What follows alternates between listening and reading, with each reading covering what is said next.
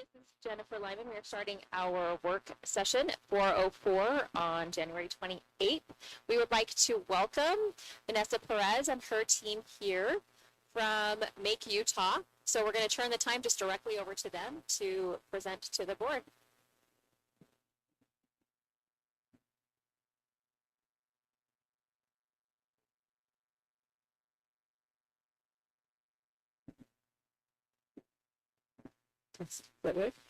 Hi, everybody. Hey, it's really great to be here. Such an honour. Thank you. And what an honour to meet the new Timpanogos School Board. Congratulations on your appointments. Yeah, turn around. We are grateful to have met Jen and Guy Fugel a week ago, and they invited us to come and meet the whole board today. So thank you for that opportunity.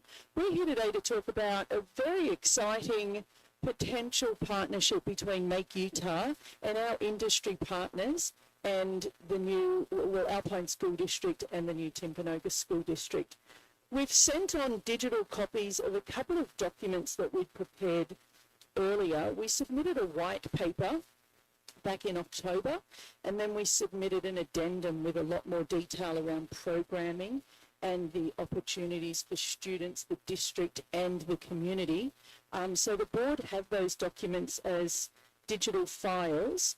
And then this is a presentation we'll run through quickly. I'm going to skim through a little bit because we don't have much time today. And I wanted a couple of our team members to get the opportunity to talk about their programs. Good segue, Matt Cohen. Could our team stand up, please? We have Tanner Bowman today, Matt Cohen, and Kim Harris. Dr. Kim Harris is one of our board members. Tanner will be running a program that he will talk to you about today, and Matt Cohen's running a program that he'll talk to you about today. Could we be on to intro? Maybe skim on, thanks. Dan? No, Dan? Yeah. Yep. I'll tell you a little bit about my background because you'll get the feel about why I'm taking on such a daunting task and my passion behind it. I'm Vanessa Perez. I'm a little bit older than I look. I've served in the Australian military for 23 years, special operations for 19, which makes me a little bit unconventional, like I think outside the box and I do things differently. But I am just an unstoppable good ideas machine with about 130 inventions on a list, and there are many people like me out there. So we need a space that allows us to bring ideas to life. I served 15 years in the railway operations environment, long distance passenger rail, and managed a team of 350 onboard crew. Like, I've been working with really wonderful people for most of my life. I left my rail career and joined the Australian film and TV industry, and my first paid gig out of film school was Survivor. They really are cold and they really are hungry. I went on to produce 4 military history books, one I authored while I was deployed on operations. I moved to the US in 2009. My husband served in the United States Marine Corps, and we lived in Hawaii for 10 years, and thrilled to move to Utah 8 years ago. I came to Utah to join the IM Flash facility, if many of you know that, up in Lehigh. So I served 8 years working at that semiconductor manufacturing facility, initially as a senior recruiter, and then I moved into external relations and then community relations with Micron and Texas Instruments. My job was really building communities, building teams of volunteers, and giving out grants and philanthropic giving on behalf of those organisations. And I had my hand in about $9 million worth of grants in Utah, including the $9 million that came to Alpine School District. I've served on about 17 boards and committees in Utah, and have built a very phenomenal Make Utah board, and it's in those flyers that we've given to you. And recently, I'm very proud to have been appointed as the Commissioner for the Council on Occupational Education. So they're a national governing body, and they look after the accreditation of all technical trade schools, apprenticeship programs, and military trade schools. And I think that'll allow you to bring a whole lot of things about why I'm on this mission of building Make Utah.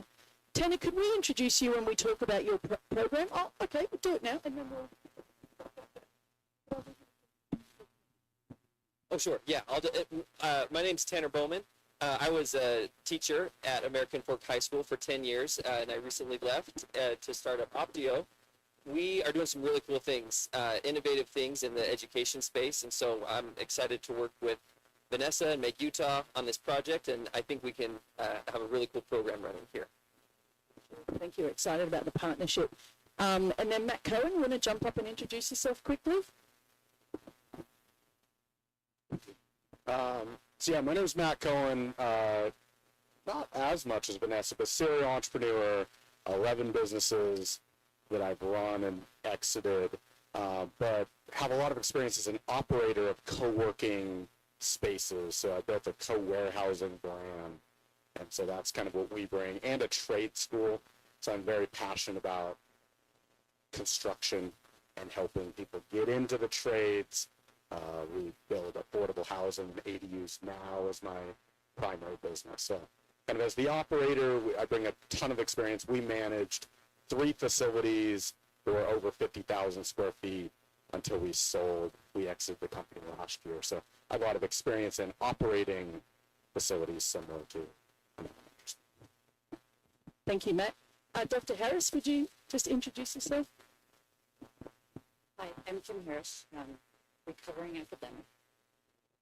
I have worked in institute resource utilization, among other things, and that would be space researcher. I worked at JPL for a while, Planetary Science Institute for a while. Now I'm excited to be a part of it. Thank you, Kim. We're honoured to have you on our board. Kim's very humble, by the way. Kim, and I love this, may I brag a little bit? Dr. Harris worked on an electronic nose that went to Mars. So she's an expert in exotic and nanomaterials and nuclear and aerophysics. Genius. Hayley was part of our pitch team last week. She's in Florida today. Can we move on, Kim? Thank you. Make Utah in a nutshell. Essentially, we want to build the space, the tools, the equipment, and the expertise that allow anybody to bring a product or a thing to life. We care about hands-on education. We care about occupational, vocational education that allows the creation or the strengthening of the workforce of the future, so that we have industry-ready talent for the current workforce and the workforce of the future. And that's a big part of what Matt and Tanner are bringing to the picture. We believe that we can create the environment that allows the school districts, the students, and the community to benefit from a space that we're calling an innovative community centre. Currently, your school district will soon acquire 2 unused schools, Valley View in Pleasant Grove and Sharon Elementary in Orem. They've been closed for 2 years. We believe they're a bit of a liability for you. You're paying for utilities, you're paying for maintenance. You know, there's a little bit of vandalism here and there. And we believe that we can take these unused facilities and turn them into pretty incredible, innovative community centres.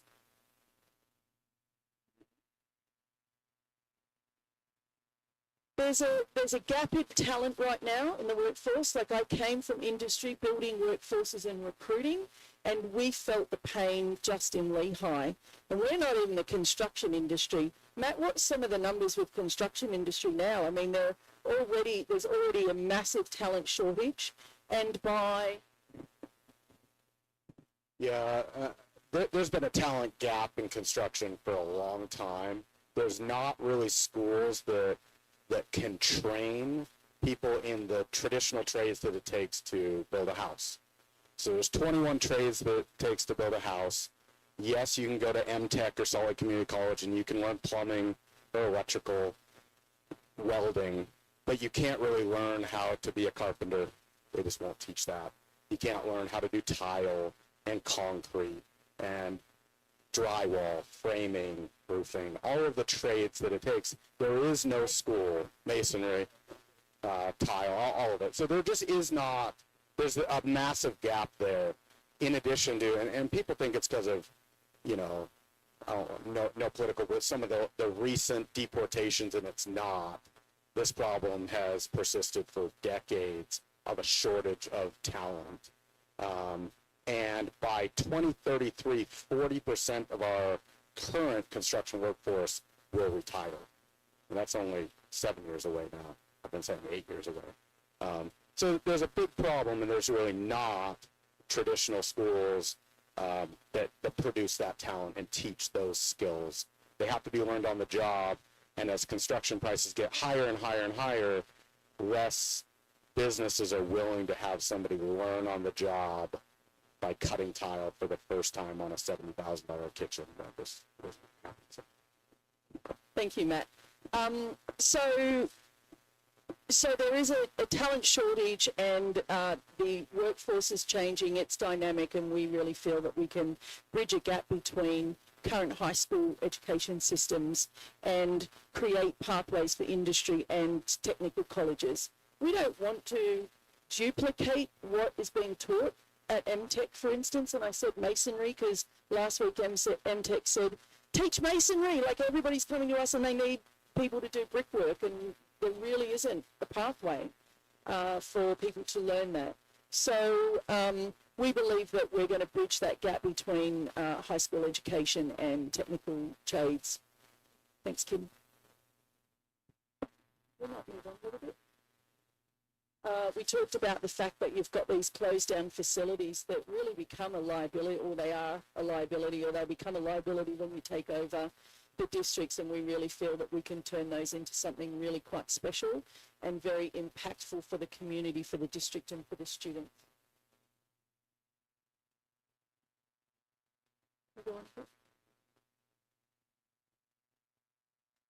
So we intend to stand up now 11 different academies at this stage. You've got a flyer here with a list of the academies. Matt and Tanner are here today to talk about two of the leading ones that they just gave an overview of. Kim, would you go to the next slide? It actually lists them. And then I also provided some extra slides today. We've had a conversation with an industry partner yesterday.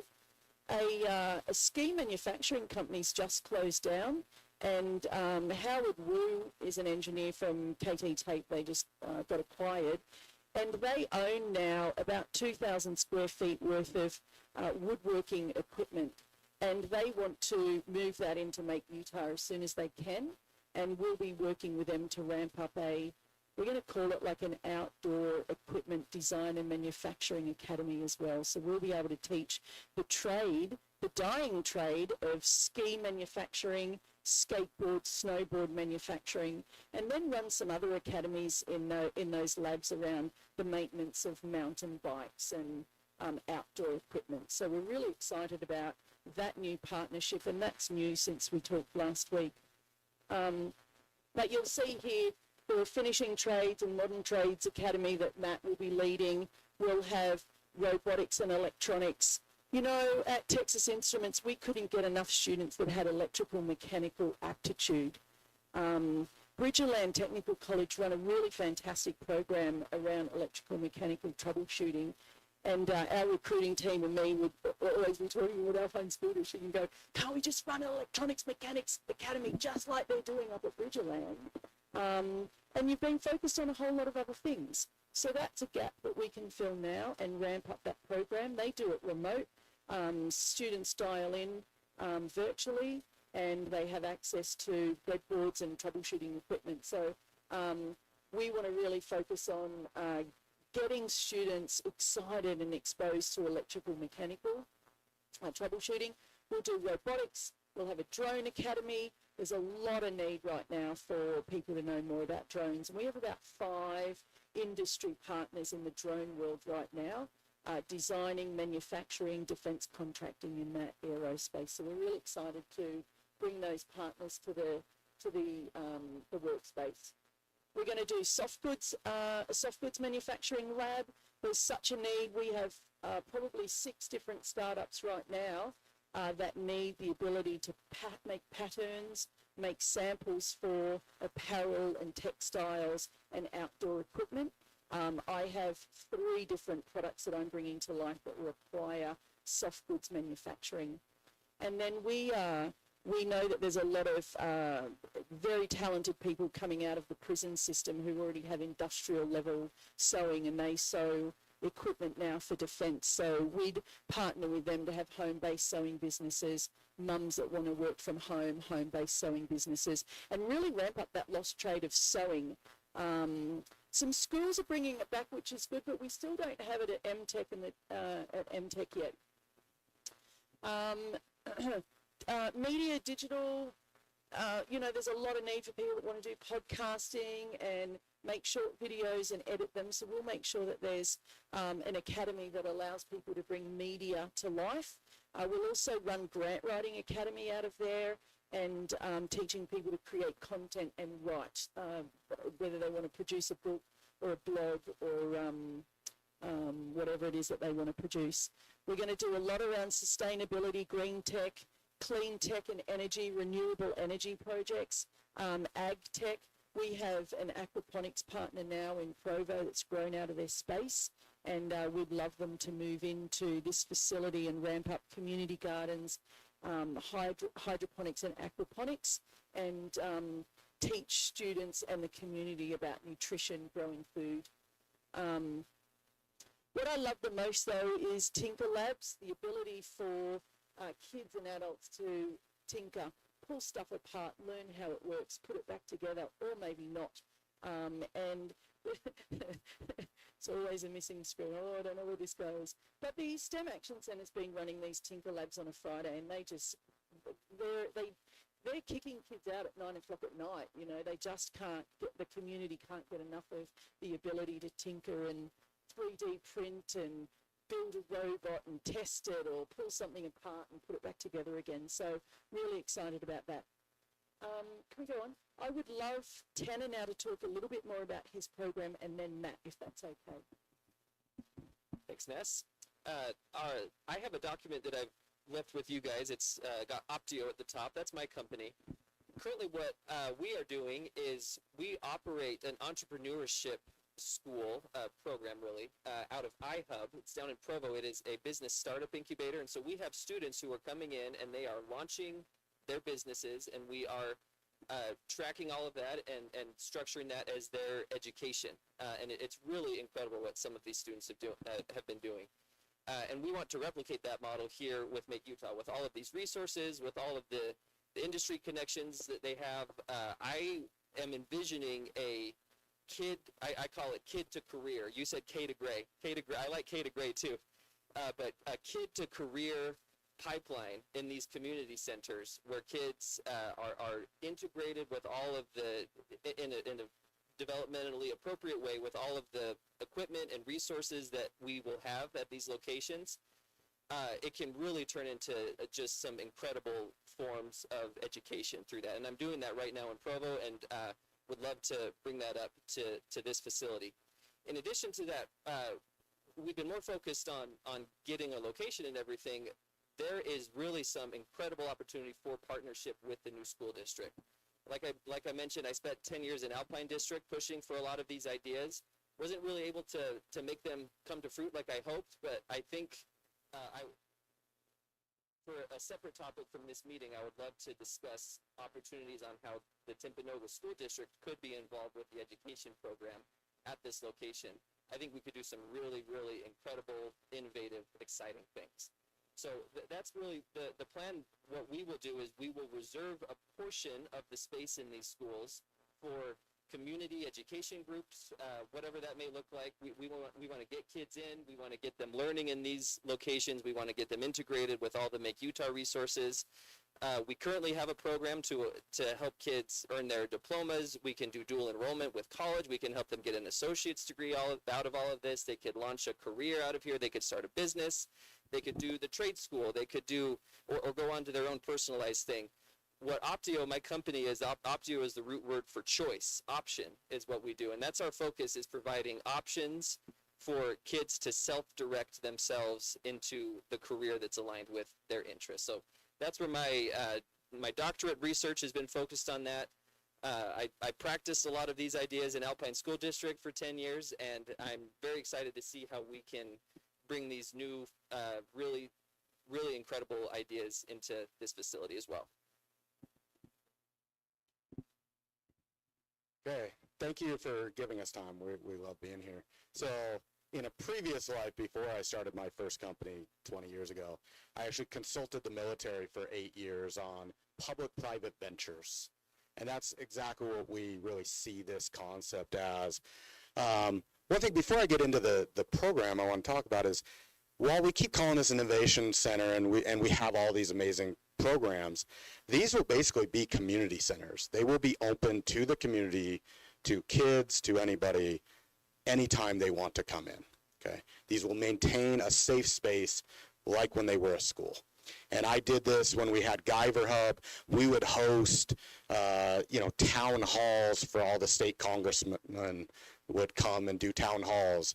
The firefighters would come watch the Super Bowl at our space. Like, it was an open space for the community, and it will maintain it that way. We will provide free food for kids after school at our costs. It will be secure, and there will be these different zones, but it will be open to the community to explore these programs. But also, if kids just need a place to come do their homework, it will be open to them. And so anyway, for me, that's a really important aspect. We will take advantage of the kitchens that are there, the gym space, the theater, and really enhance those. Even build with our trade school, like bathrooms and services, laundry for homeless kids or people that need those resources to be able to store stuff, come shower, take care of themselves, and have a safe space that kind of is a home.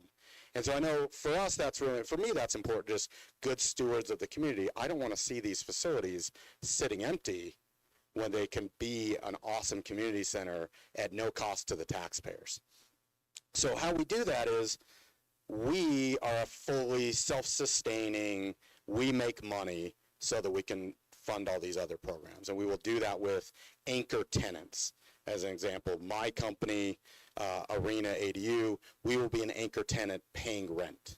And so there will be anchor programs paying rent, a commissary kitchen paying rent. And that's how, you guys can feel comfortable that we can maintain the facility really well, pay the utilities, pay a staff. It will be staff, around the clock, security, all of those kinds of things.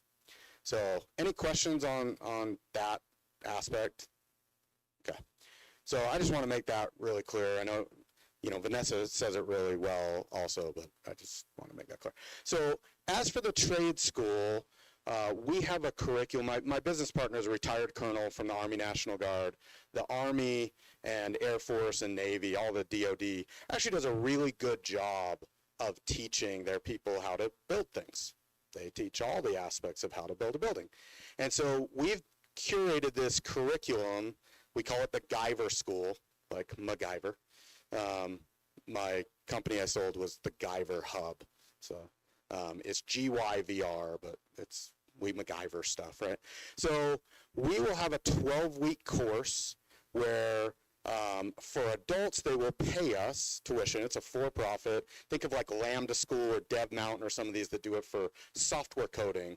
We're doing that concept to teach somebody how to get into the construction trades, how to be a tradesman.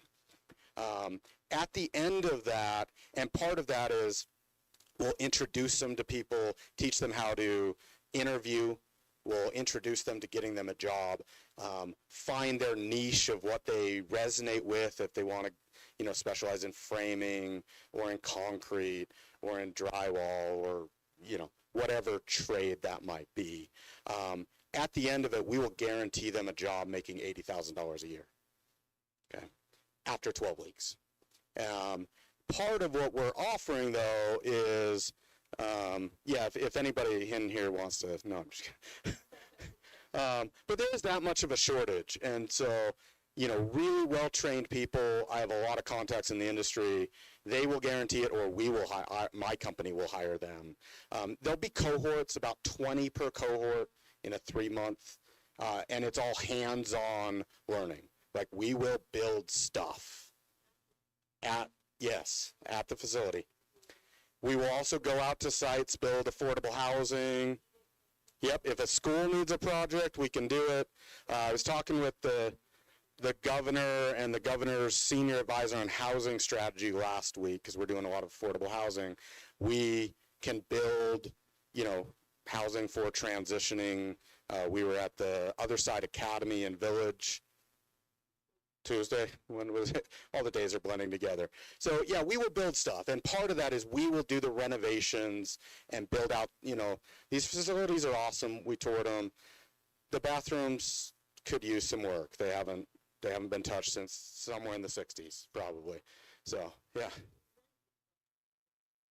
I think so. I think I've yes. I would like to have added something, but it might come up in your question.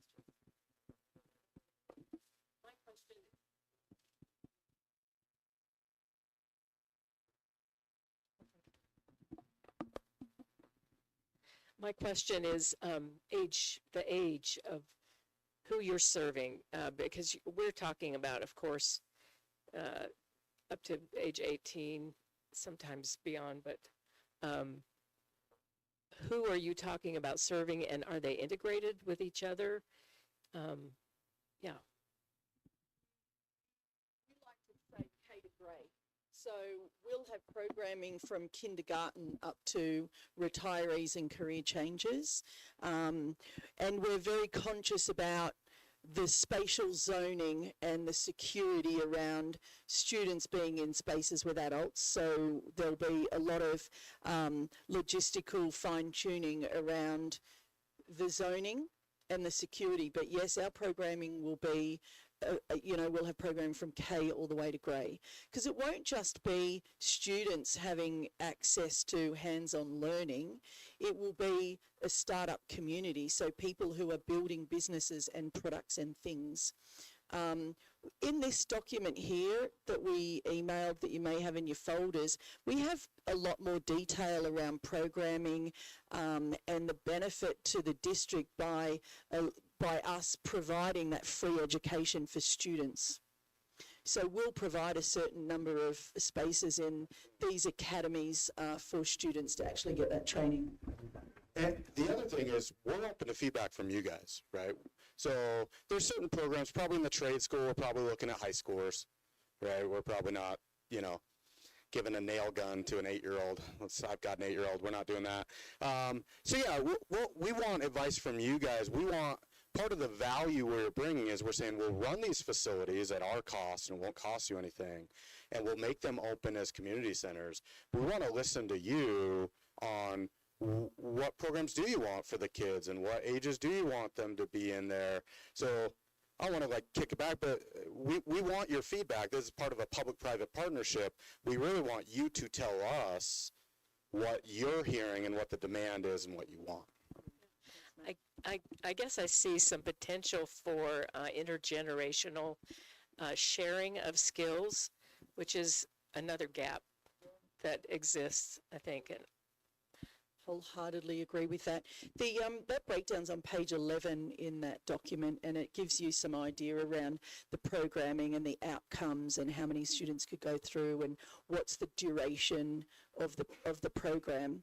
One of the things I didn't mention, it was on my slide, I've served on the United Way Board of Directors for the last 5 years, and what an honour that's been. And I am very passionate about the United Way Community Centres and was instrumental in helping them get their most recent opening in American Fork. And I promised United Way that wherever there's a Make Utah, there will be space for a United Way Community Centre. And they're very interested in collaborating with us into these locations so that they can actually provide that programming and that before and after school, the summer programs, and just the impact that they make wherever they are. So we also would like to provide on-site childcare for the community at these centres and bring in a partner to provide that. We already have 2 key partners interested in taking over the commercial kitchen space so that we can have just people who want to bring food tech to life. We have people making and baking in their homes and they can't scale their business unless they have access to a commercial kitchen. And we have 6 of those people. I also have a food product line that I want to bring to life. And if you know Marty down at Vineyard City, she wants to get her sourdough out of the basement and start making that product. So we I would like to show you who else is in our community. If we could go to our board, Kim, if that's all right. You may know some of these phenomenal industry partners. This is the executive committee of our board. Leah Barker actually ran Choice Humanitarian for a number of years and took them from a crumbling organisation after some tragedy to $8 million a year. Alexis Nelson is a patent attorney. Dave Benson has run businesses and is a phenomenal business startup mentor. Mike Collier is a genius engineer with a background in EV batteries and EV vehicles. Can we jump down, Kim? And this is the remainder of our board. Just wonderful, wonderful industry leaders. We've got NASA rocket propulsion engineer. We've got Adobe sales. We've got finance. We've got Damon Kirschmeyer has a Navy nuke background and is the CEO of Blue Eye, which is the blue lights that flash on the those security systems. How do I not know the name of it? I should. The little carts that have the blue flashing lights on them. Yes, and Walmart and stuff. So he's the CEO of the blue light technology on those security systems. Some people know Brenda Betteridge down at UVU. We just are so proud of the team that we've gathered on our board. And then our next one, Kim, we have a teen academy as well, a teen council as well. And this will grow with our teen advisors on teen entrepreneurship and making sure that we're always relevant for younger generations. And then we have, I could probably put 20 pages in of the genius industry advisors who frequent Make Utah. I should go back and say Make Utah is 18 months old now, and with the grace and generosity of Corbin Church and iHub and the founders of doTERRA, we were allowed to be at doTERRA headquarters for the last 12 months, and we are so grateful for that partnership. They've had to move their team back in, so we moved out. So we don't currently have a home, but while we were there, we had 48 startups in our space. We ran monthly events just to get people together over lunch, and we'd have 50 people turn up for lunch. We have all of these phenomenal industry leaders wanting to coach and train and get involved with our startups. And there's so many more that I haven't even put on the slide. People walk in the space and they get excited about it, and they're excited about the innovation that's coming out of Utah, and not just through adults. Like you talked about teen entrepreneurs. I've met 5 teenagers that have brought products to life, and we're talking they're 10 years old, 11 years old. We have a friend whose son is 11 and he welded his own product over the spring break. And it's a phenomenal product. And so teens are actually coming up with brilliant ideas. So we would love the opportunity, Kim, if we could move on. We would love the opportunity to partner with Alpine School District, Aspen Peaks, Timpanogos School District to turn these underutilised facilities into amazing community impactful spaces that allow students and the community to get hands-on learning and the community to have access to resources that they actually don't really have ready access to right now. And we believe that we can stand this up very rapidly. We have programs that we can launch instantly. we have industry partners that will be our anchor membership partners, and will move in rapidly and start generating revenue so that you don't have to pay for the costs associated with these unused facilities anymore. Thank you so much for your time today. We look forward to questions, and we look forward to the opportunity to collaborate with you and hear what your ideas are and where your needs are. Thank you. Thank you.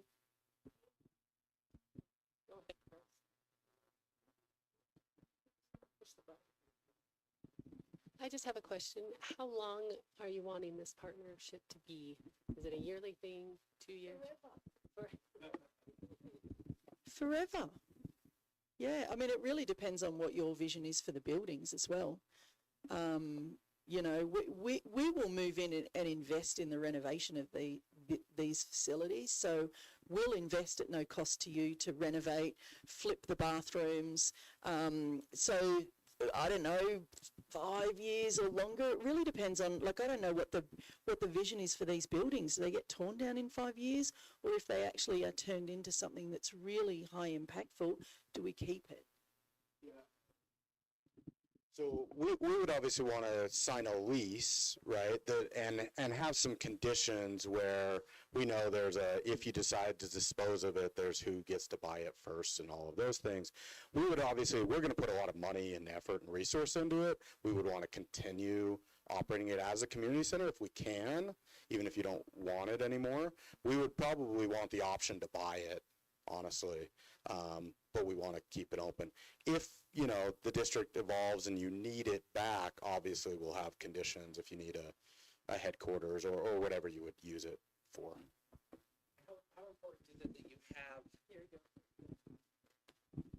How important is it that you have the entire space? Because there's essentially 10 acres in both of those locations. Are those I think we would want the entire space. I mean, the concept is we're taking the liability and risk off of you. So for a lease, we're paying for the utilities, all the maintenance, you know, anything you want.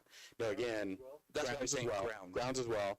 But obviously, if you have, you know, hey, we'd want to carve out an acre of the 10 and build something else. Of course, we're open to all of those.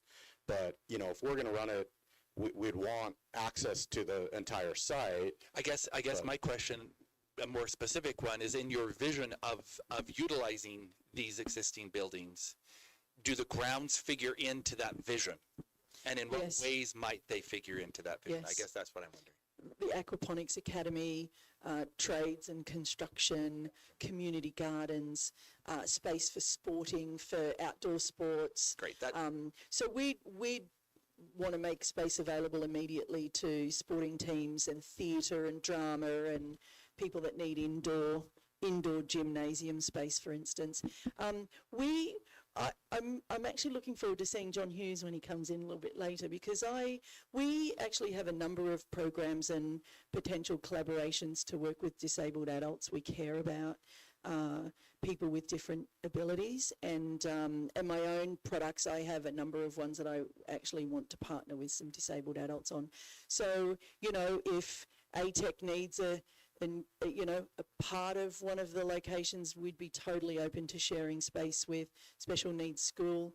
I've spoken to the New Hope Academy. I don't know if you know them. They were down in Lehigh, and they potentially want to move into a new space. So they work with about 50 students that have been exposed to extreme trauma, and I've worked with them for many, many years. And we'd love to have a partnership with them as well, so that we have the ability for special needs, education, work experience.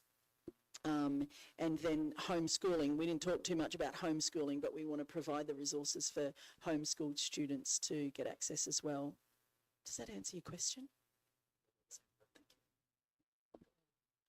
Part of the reason that we're not using those facilities now is the unreinforced masonry. Is that something that you're planning to fix in these facilities? I don't know. I mean, we haven't really done any sort of detailed walkthrough to look at what sort of real maintenance condition the buildings are in right now. Eric's not here. Where's Eric? Like, I think what would keep me awake at night is going, okay, thanks for the building. Now you have to put a new roof on it. Oh, that's good. Like, so we don't know all of that yet.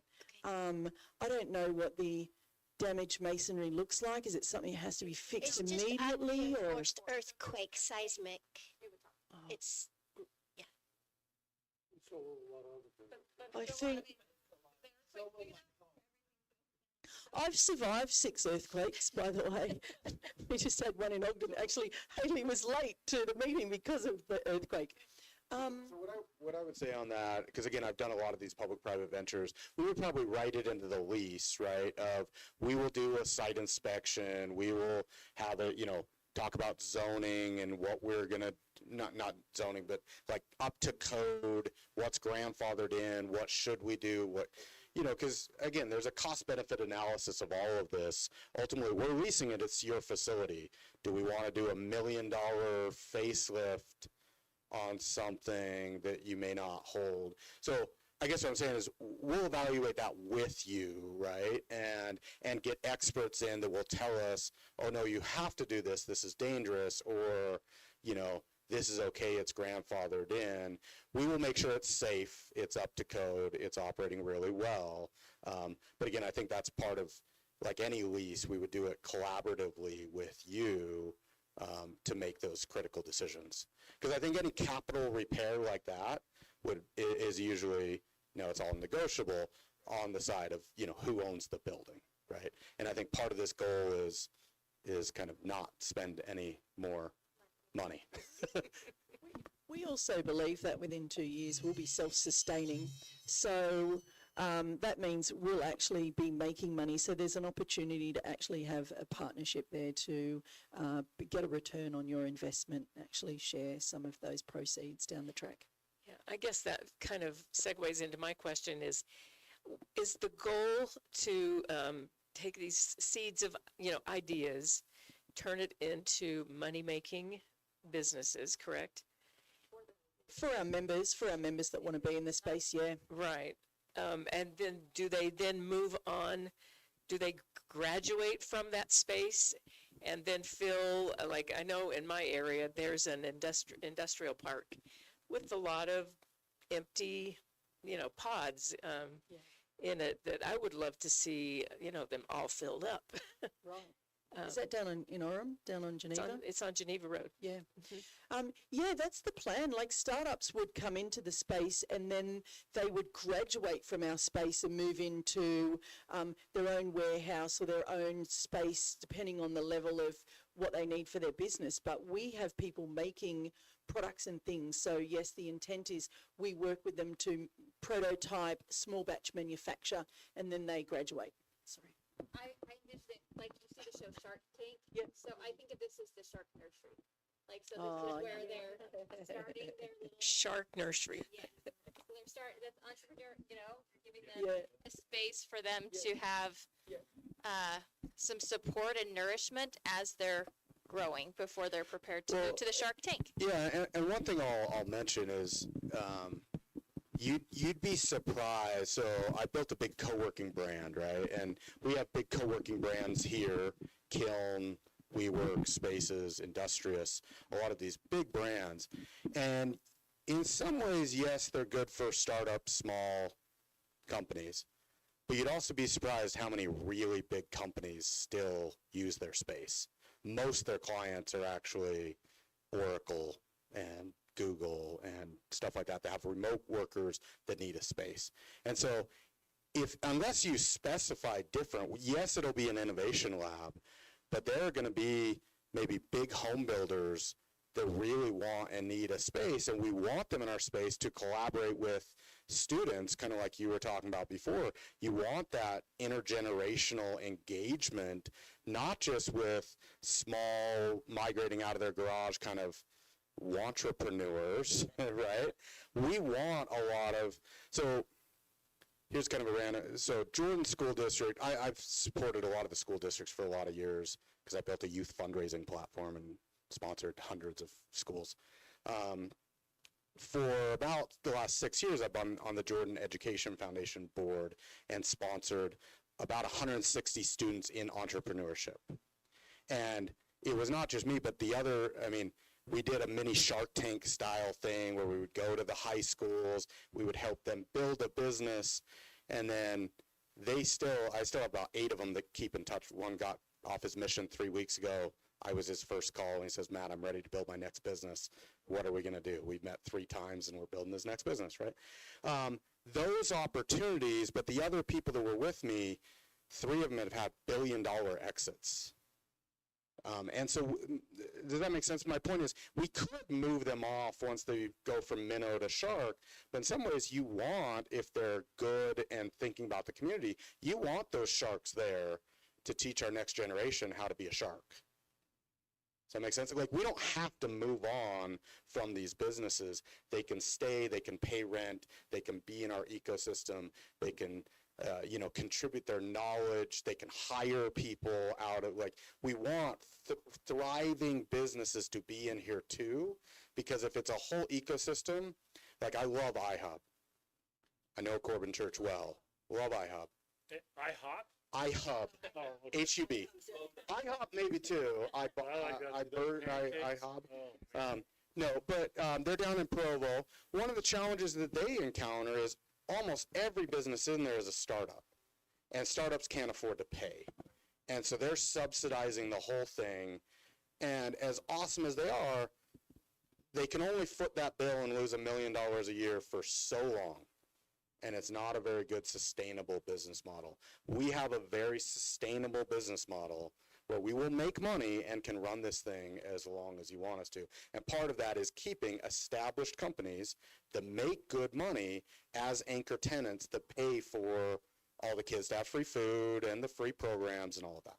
Great. Well, we got to turn the time over. We have another presentation, so sorry to cut Thank you off. you. But you're welcome to Thank stay you. because I'm sure our board members would love to pepper you with more questions. Thank you. So Would love we to need stay. to turn the time over to our facilities team Thank you. to present on some things we requested.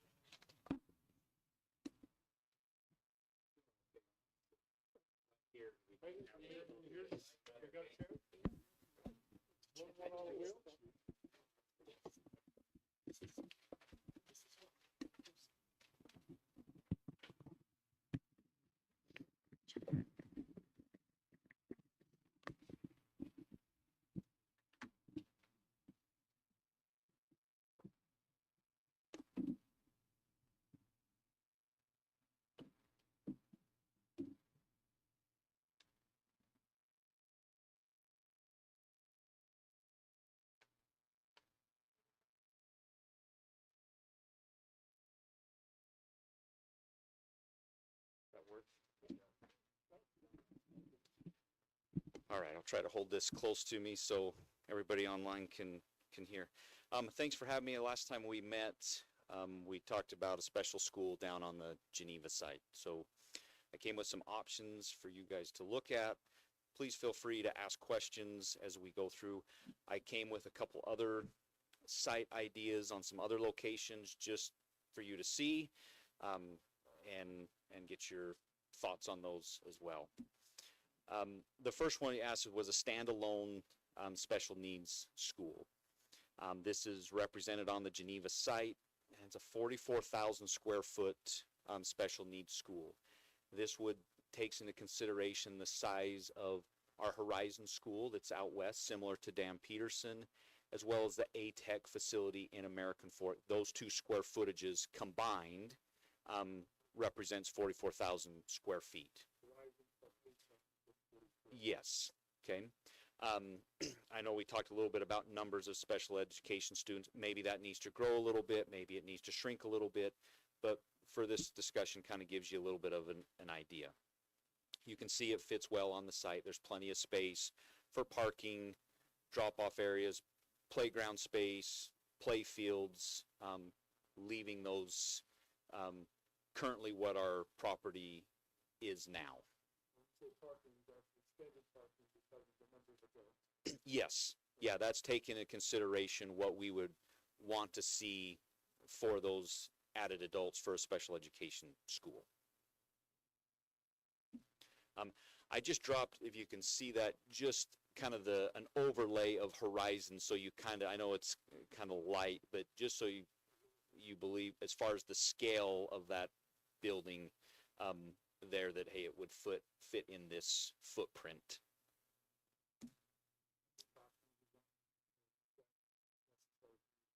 I didn't count the classrooms. I kind of just took the overall square footage, knowing that classroom counts may adjust a little bit between the programs depending on needs, between ATEC. Yep, yeah, if we work with, yeah, if we're working with special education, what classroom spaces do they need? How big? Gym space, other activity space, what does that look like? Okay. This other option is taking and putting a full-size elementary school, so 80,000 square feet, and a special needs school, similar to the Thunder Ridge Horizon Combo School. Okay? Very similar footprint here. 124,000 square feet is what this would represent. And I can send and share these slides with you that has this information on it as well. I overlaid the footprint just so you could kind of see, but certainly in this configuration, need a little bit of rework design. It's not like we could just take Thunder Ridge and Horizon and just put it here. Just because of the site limitation, all the parking and drop-off is out front. So if you're doing a special school and a regular school, where those main entrance points are for the regular school and the special ed school, would want to massage that a little bit so they both have great entrance points for pickup and drop-off and ease of access to get into the school.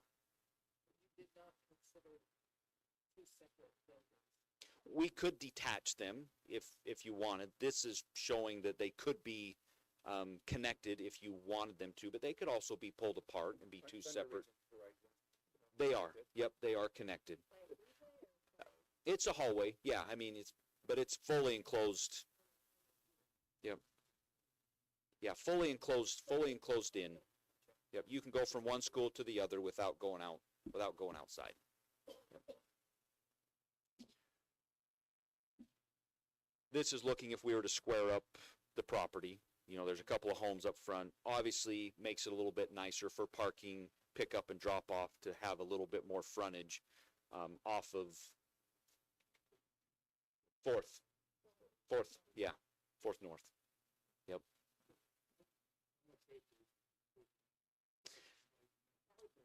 Right now it's 9.5 acres. If we took, you know, those two houses, each a quarter acre, put it up to 10 acres. Yeah. I mean, it's snug on this site by the time that's a big footprint, 124,000 square feet. Maybe the regular school can shrink down a little bit. Maybe it only needs to be 70,000. This is representing an 80,000 square foot regular school with the 44,000 special school. So maybe that footprint doesn't need to be quite as big. It's approximately right around the 70,000 square foot mark. Yeah. Yep. Yeah. This is representing a single story. Yeah. Yep. I fear, especially for a special needs school, I don't know that a 2-story, I would recommend doing that. Just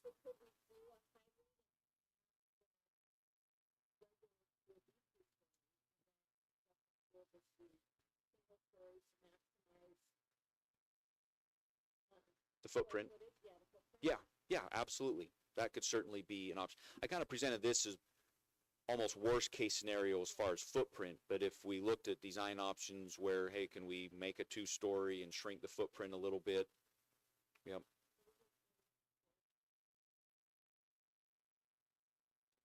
And if you want to kind of get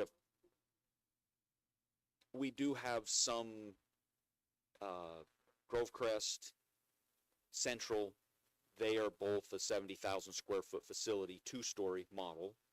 And so that would give you kind of an idea of what that looks like.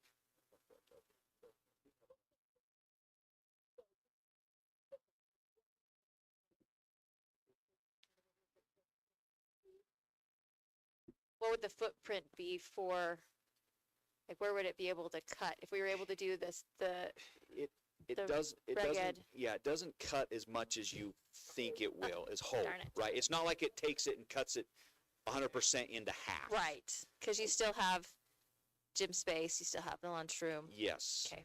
Yep. So, but it is a little bit smaller of a footprint. But the other thing to keep in mind, this would be a new design option. So you wouldn't necessarily have to have the exact shape. I mean, you could make it a As little bit Trailside Horizon. as like Cascade or, those single story footprints that we're doing now. Maybe it gets a little bit narrower, longer and skinnier. I mean, we could play with that from a design standpoint to maximize the space on the site. Maybe it makes sense to go 2-story and it shrinks the footprint enough that it feels more comfortable on the site, gains you a little bit more open field space, or maybe you want even More more parking. parking, Yeah. bigger drop-off areas, more blacktop space. All of those could be possibilities, and just looking at this.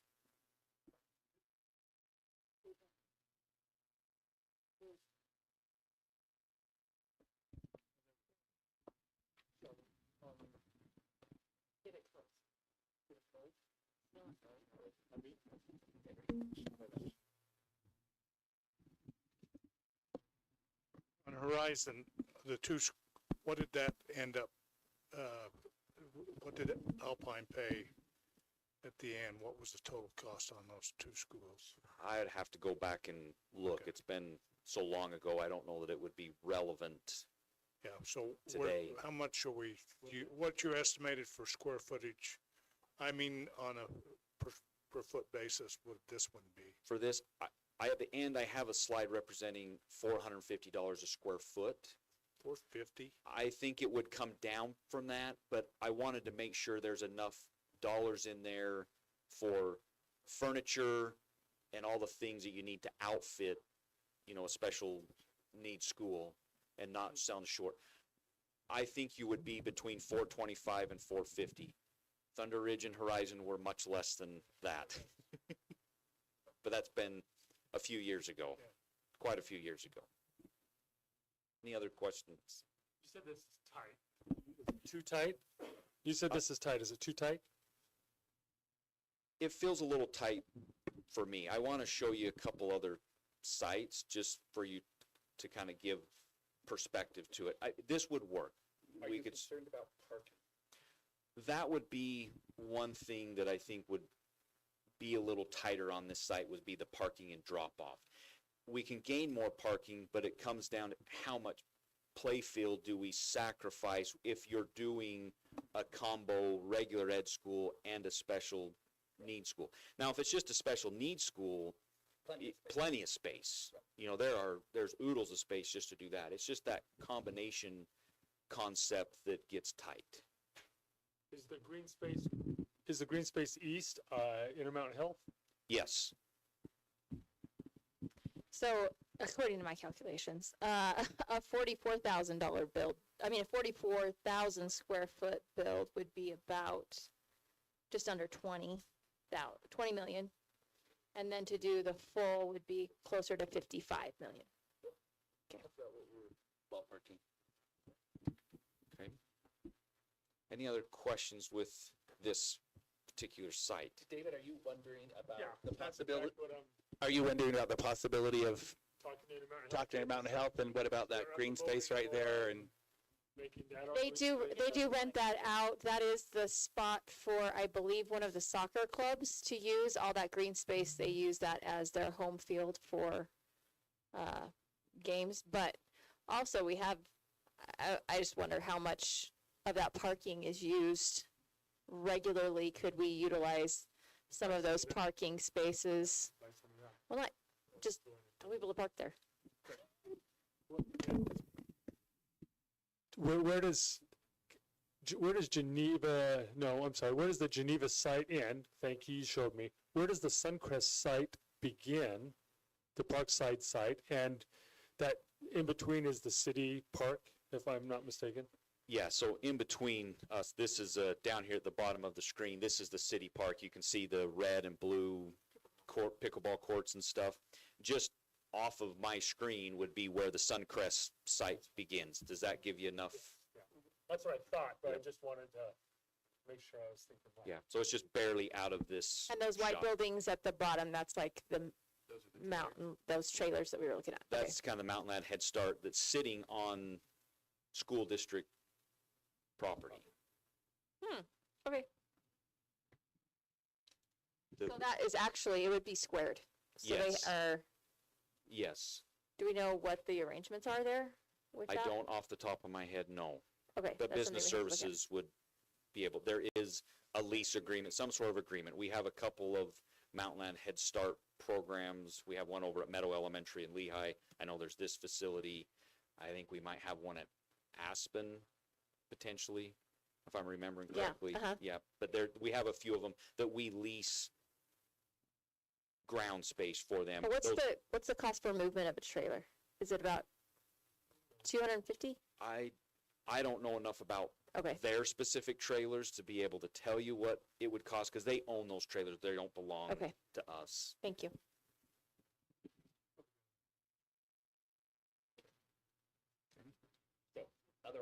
Other options. This is, I know we looked at the Sharon site, but the last time I showed you, we had another kind of district office, but I didn't do an option that shows just a special school, because you can obviously, it would fit on this site and be fine. I just showed the option, what it would look like with a special school.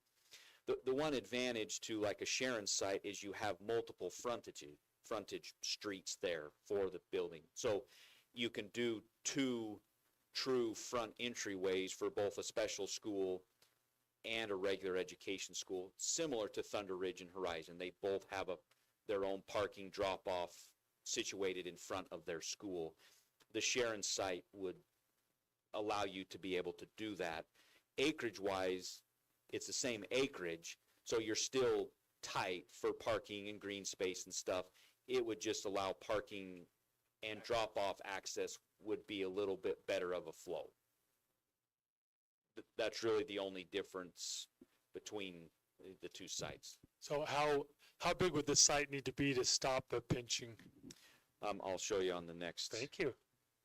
So this is taken in contemplating the Windsor site, which is actually a 12-acre site, and you can see just the footprint of the school, how much more space for parking, play area. And it still has your double frontage streets there for two true front entryway points. And it's kind of a similar thing with, the park side, but I know it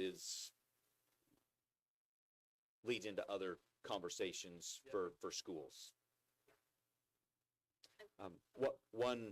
One idea we had about this is there is the Sharon site and school that could be made back operational, and looking at moving the Windsor students into Sharon while this was constructed and built, and then move them back. Similar to what we did when we rebuilt Cascade and we moved them into Hillcrest and then moved them back. What's the distance between those two schools? I didn't. Windsor and Sharon? They're close.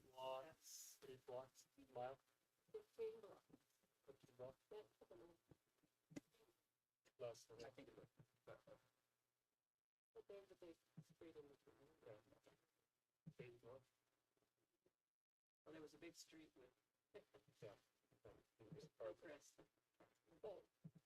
Well, I guess with Cascade, when they went to Hillcrest, you need a mic. When Cascade went to Hillcrest, they only bused the kids that were in the area because half the kids were were Chinese immersion, and they just took their kids to the other school. And I guess, I don't know how similar that would be to Windsor, because it's Spanish immersion, but I actually think the percentage might be a little. What's the addition on cost, Frank, for the demolition of the current school? Because we know that that's an added expense, correct? I took that, why I use $450 a square foot to factor those type of things in, so that there wouldn't be any hidden surprises, kind of more of a worst case scenario from a cost standpoint. And I think it would come down from there.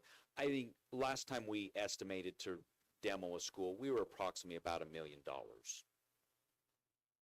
It's been a couple years ago, but it kind of gives you a ballpark. And do, consistent in your information. That's what you said.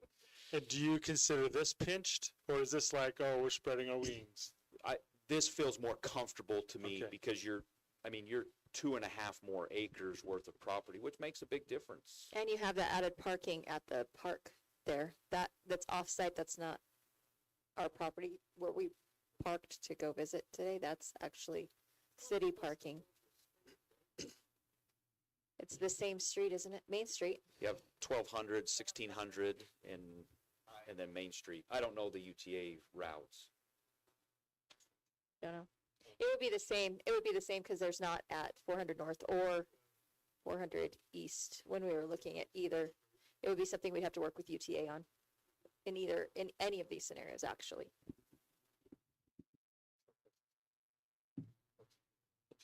Geneva's only about 3 blocks from Center Street. Yeah, that's an easy walk. So Easy walk.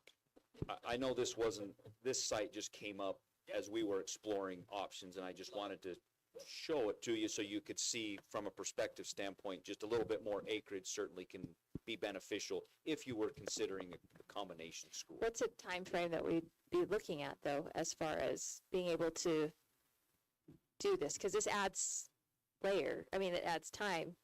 We can't do this. We can't do this. Well, you move them into Sharon.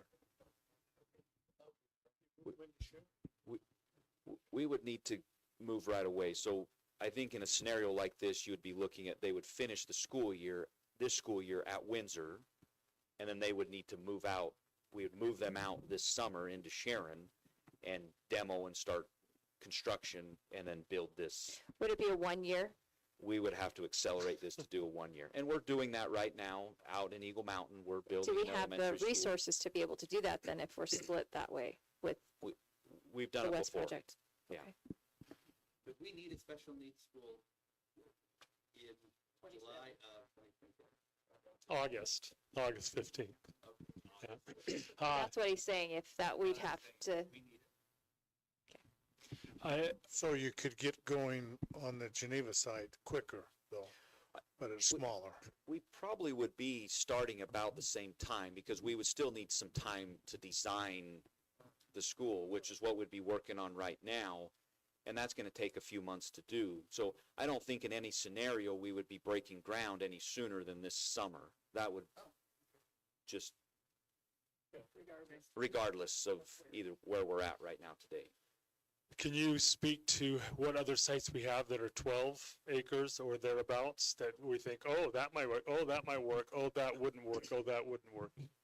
Not off the top of my head. We just looked at the Geneva, Sharon, and this one just came to mind, just the age of the facility here at Windsor. Other And a previous little bit bigger. conversations of possible consolidations between Windsor and Northridge, that could this be, somewhat of an appealing option, knowing that the Sharon site is sitting empty? Could we then move the students out and give you the time frame while we're building this new school to work through the consolidation boundary study, whatever needed to happen, and then this be a new school opening for fall of 27? Yeah. So August of 27.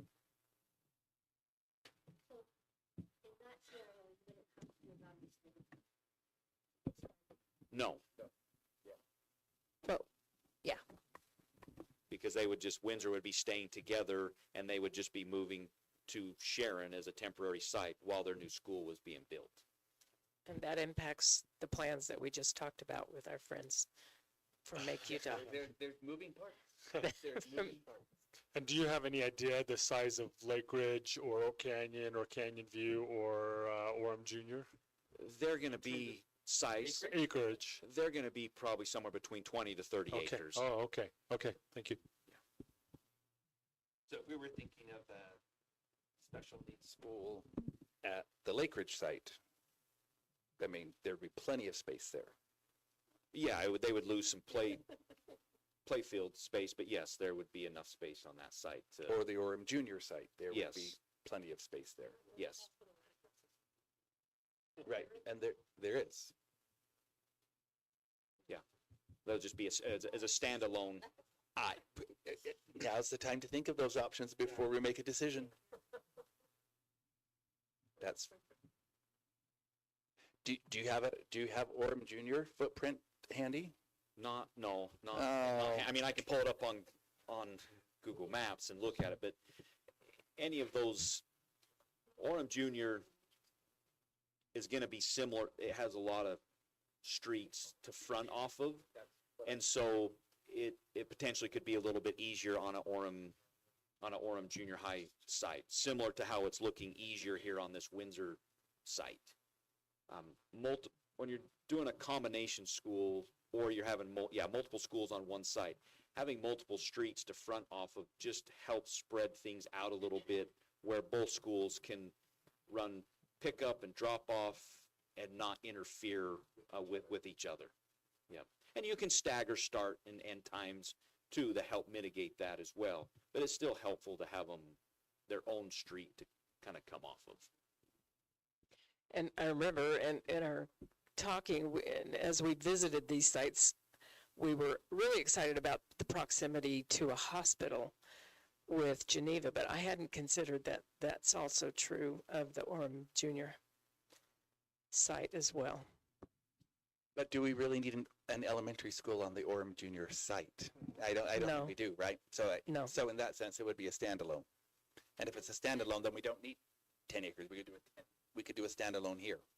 So, yeah, okay. Just thinking out loud, if that's allowed. If you go back to the Geneva property, and is there an entrance if we were to contact the Head Start? That's the real question. The Head Start and give them another place to be, and we put the two schools a little bit differently so they had their own entrances, and it wouldn't. Yeah, That's an entry, isn't it? my only I'm not sure. How do they get to Head Start? So I'm not sure who owns this property. This may be an Orem City parcel. I don't know off the top of my head. It's the park. Yes, Parking. and they must have an access agreement with Mountainland Head Start to. I'm sure this is Mountainland Head Start's parking, but I'm not sure that Mountainland Head Start owns it. My guess is it's probably owned by Orem City, but I could be wrong. Well, you're saying Mountainland Head Start is leasing from us, though, so that means it would be owned by ASD. Well, where their trailers sit, that's us. But would they own just that little city? Okay. And maybe they have And an the agreement. city that uses never- our Mountain View parking, so we've never shared parking. We have lots of shared agreements with Orem City for various facilities.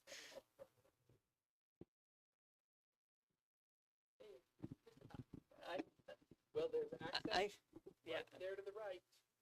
I think it's worth looking at to see if we could create access.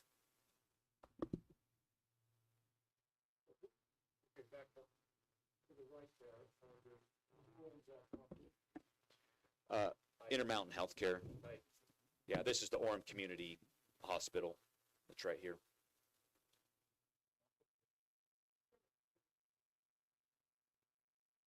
Like I said, soccer clubs use that. I'm sure they get rental from the soccer clubs for, I think there's 2 full soccer fields there.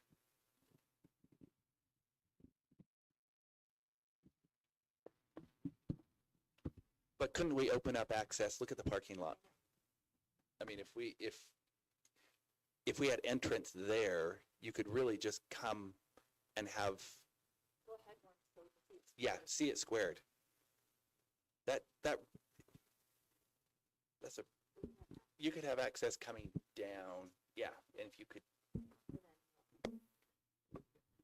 And we can certainly, I mean, this is very 30,000 foot, very generic concept, just to have the discussion. Certainly getting into the design could change the shape of the footprint of the school to where you maybe wouldn't need to worry about additional property because of what the footprint of the school, new design school would look like. You know, you could shrink it down. When you talked about 2-story, does it shrink it enough to increase your parking and drop off enough to make this site work and it feels comfortable and it works for both schools to coexist on one location? What's recommendation from staff?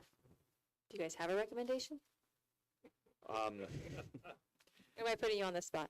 no, if it were me, to me, the Windsor site feels a lot better. But I know there's other factors with a special education school that needs to be considered, and location within the community is a big part of that. But a site like Windsor that feels better to me and our facilities team, you would have a lot more options with it coming when it comes to design and parking and pickup and drop off, because you're not pinched to just that short frontage area. And even looking back where Mountainland Head Start was on the Geneva, you still have a tiny little frontage here that by the time you come in here, create pickup, drop off, parking, a school, you're just chewing up all of what you're losing is your green space. We can get enough parking and pickup, but how much grass do you want for kids to go out and play? And when it's two schools combined, regular ed and special ed, you're going to need a few acres for them to go out during recess time, or that will be another problem, an ongoing problem for day-to-day operations of the school. Well, I would really like to hear our professionals in the buildings, their take on this too. I think we do well to include them in that conversation at every point. So, Yeah, for sure, this is early days, but there is an urgency to that decision as well. So Yes, that's true. something we're going to have to accelerate. So my question for you, Frank, is what kind of lead time do you and your team need in order for us to pull the trigger for you to get designs put together so that you can break ground in the summer? Because that's what we've got to do, that one way or another on something. So what's the lead time that you need? Right away. I mean, I just to be What if honest, it's March? Do we have a month? Be honest with us. Do we no, have a month? You don't have a month. You Do we have 2 weeks? Maybe have a week or two. A week or two. Yeah. That's what we're facing. So my one worry with doing Windsor would be we haven't, until we do a major boundary study, I don't want to mess with the people there. They've already been messed up so many times and been in limbo. I don't want to do that to them. And I would say, just not having to do the boundary study right now, just leaving Windsor boundary alone and have them attend Sharon Elementary for the year that we build, and then they would move back into the new school. But how would you know how big to build that school if we don't know if we're going to put more with them or if we're going to leave it the same or what's going to happen? Yeah, I mean,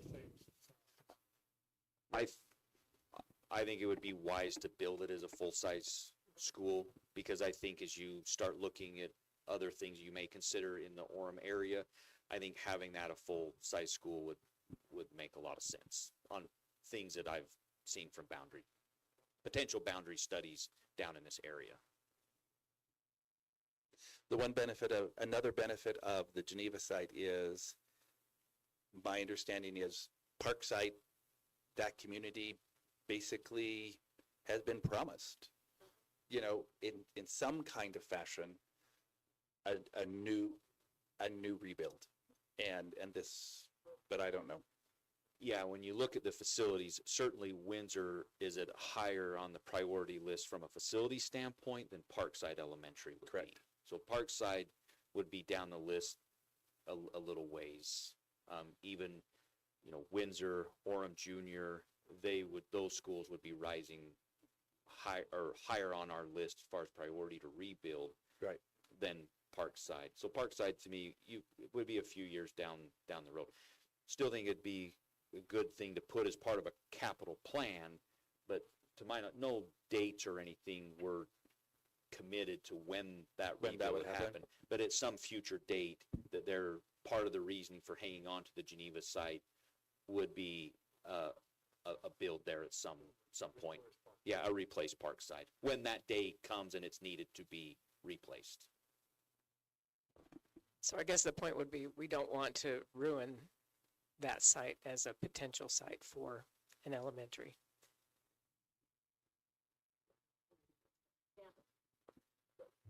If we were to do a standalone special needs school, then that would take away that opportunity from that community as well. Yeah, I personally don't see it much sense in a standalone on the Geneva site. I mean, there is some sense to it. Let me back up. There is some sense in it, but for me, a real appeal is the specialized with the elementary, that close proximity. I love that idea for reasons that I've said before, and so. And I know- Knowing that Parkside is on the list, even though it might not be at the top of the list, kind of is a bonus in my mind. Another bonus, thinking of bonuses for the Windsor site, is it is so close to Timpanogos High, and that allows the That's true. collaboration there with the special needs. Is it any closer to Timpanogos than that is to Mountain View? Yes. Is it? Yeah, it's really close to, I don't know if it's even a block. Okay. It might be a block, but it's really close. I wasn't paying attention when I drove there just half an hour ago. 0.7 miles.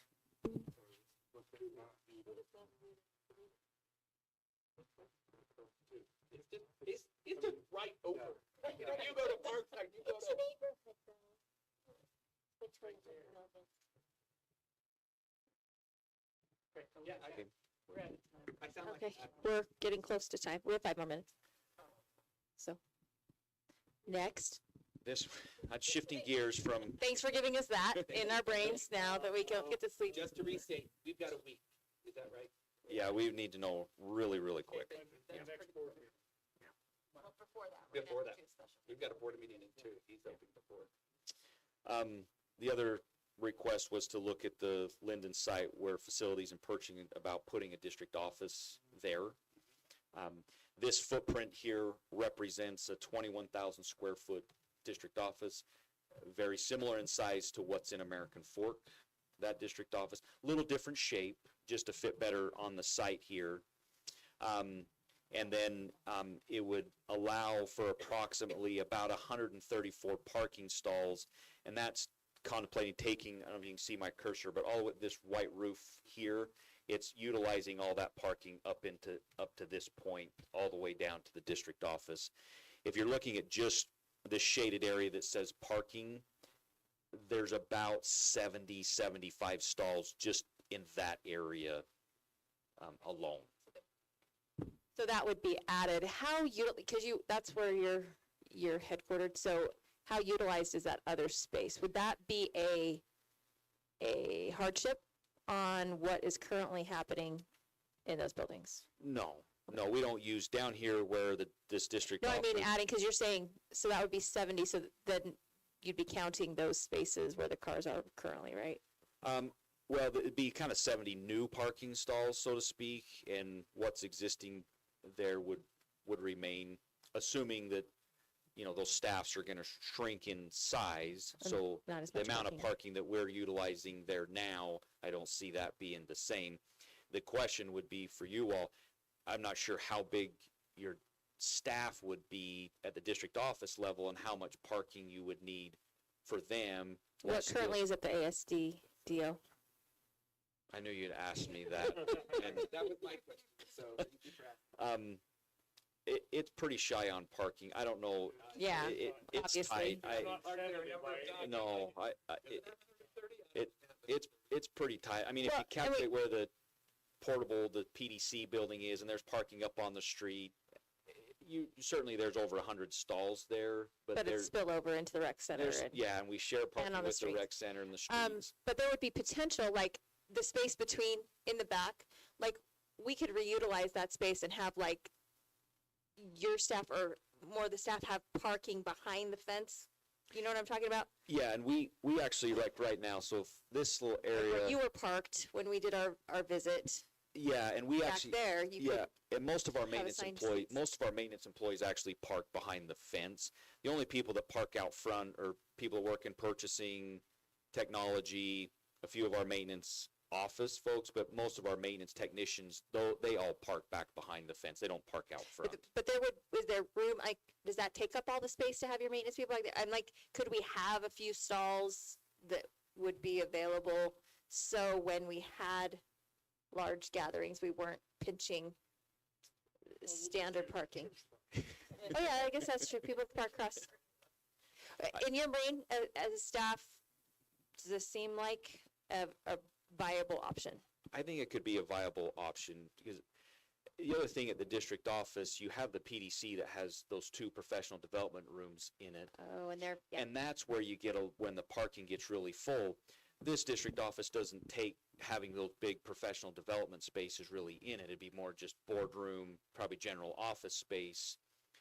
And I think with that in mind, I think there would be enough parking for what's currently going on in Linden, plus general district office function. What's the cost per square foot on, if this is a 21,000 square foot DO, what is the cost per square foot? Because I know it's a different type of building. It's a needed different than- type. I just left it at $450 a square foot, just for easy figuring. Because it's easier, Jen. Okay, I have, But we, and not knowing what you would want type of finishes, type of buildings for the district office to be, I didn't want to throw a low number in there and then have you come back, well, you told us it was going to be this he knows cheap. how to, that's exactly why he did that. Okay, so here's my question. So my question is, and this is as much for you, but it is for us to consider, if that doesn't have those training spaces, where are we thinking of having training spaces? Those are in my opinion, those are absolutely essential spaces. Where we're at right now, I mean, these are some training room spaces that potentially could be used, and you maybe could incorporate some That's training what room I'm wondering. spaces Is there, could we incorporate at least one decent training space in a configuration of 21,000 square feet? I think you could, just depending on what size of a district staff you're going to have, how much office space that you need, and I didn't know those answers. And I don't need. look Yeah. to the, I mean, and honestly, our purchasing and facilities, where we might have space there to have office, because this is close, right? So you're not, anyway, there's additional. Aren't you in technology right there in that space right there? When we are just Timpanogos district, will there be space in that building as far as to have extension for office space? So maybe we could have a larger trainings. No, because it's already set up as office space. So we would want to have some, anyway. Is there room? Okay, thank you.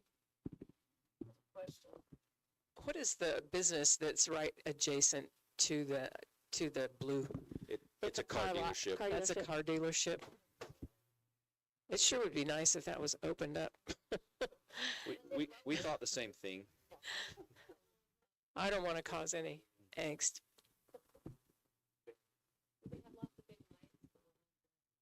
No, No. no. Okay, thank you. Oh, yeah. Okay, here, go. We're What's done. I this? just, Thorn property, what transportation would look like on the Thorn property. Oh, I think we've moved past that. So just, Oh, okay.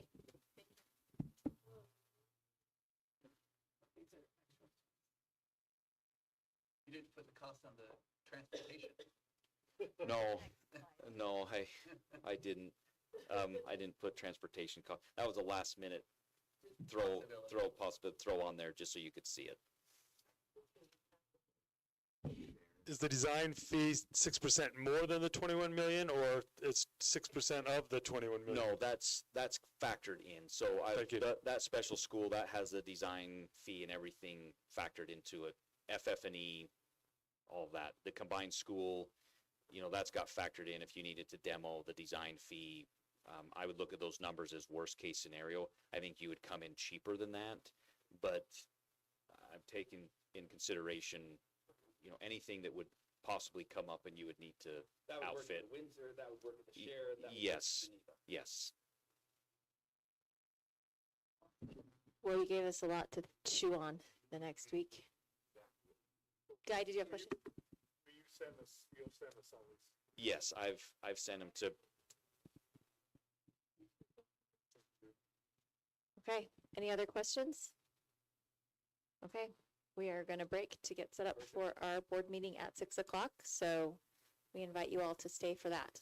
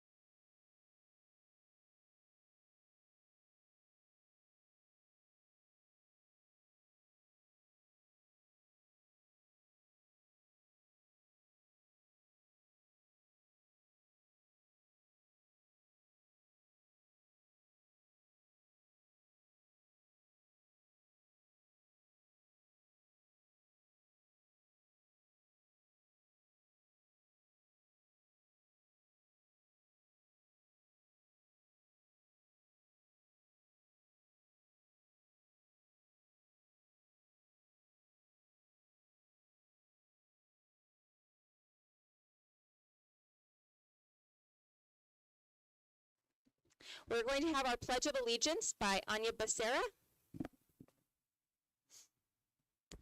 Thank you. Please stand. The flag is back there. I pledge allegiance to the flag of the United States of America and to the republic for which it stands, one nation, under God, indivisible, with liberty and justice for all. Thank you. Thank you, Anya. Our inspirational thought tonight will be given by Kim Jones. Good evening. The Timpanogos School District is on the verge of something very special. We, as community members, have elected an incredible board that listens and cares. And tonight they're going to select a phenomenal superintendent. When I was thinking about what is inspirational about this historic inaugural moment, two things came to mind: vision and leadership. The author Joel Barker wrote, "Vision without action is merely a dream. Action without vision just passes time.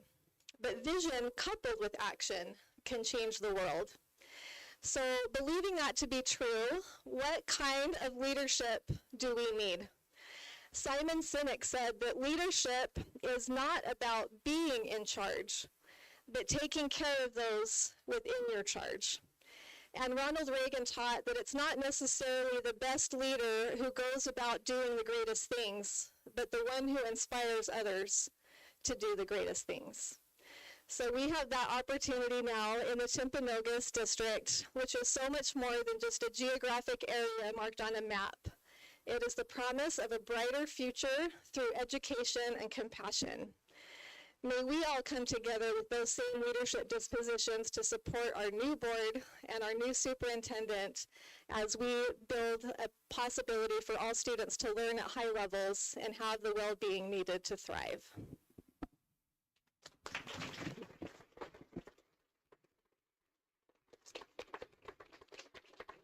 Thank you, Kim. We now have up to 30 minutes set aside for public comment. This opportunity is allocated for patrons living within the Timpanogos School District boundary. A sign-up sheet was available prior to this meeting, allowing up to 10 patrons the opportunity to speak.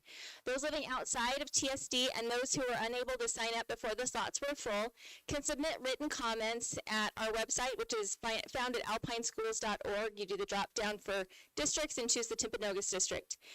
As you are called up, please introduce yourself by stating your name, and you'll be given up to 3 minutes to speak. While the board does not engage in a discussion during the public comment period, they may arrange to communicate with you later. Personnel issues are not appropriate discussion items for an open meeting environment. If you have a personnel concern, please put your thoughts and concerns in writing and address it to the Board of Education. We have one person signed up for public comment tonight. That's John Gadd. So if John Gadd could come up.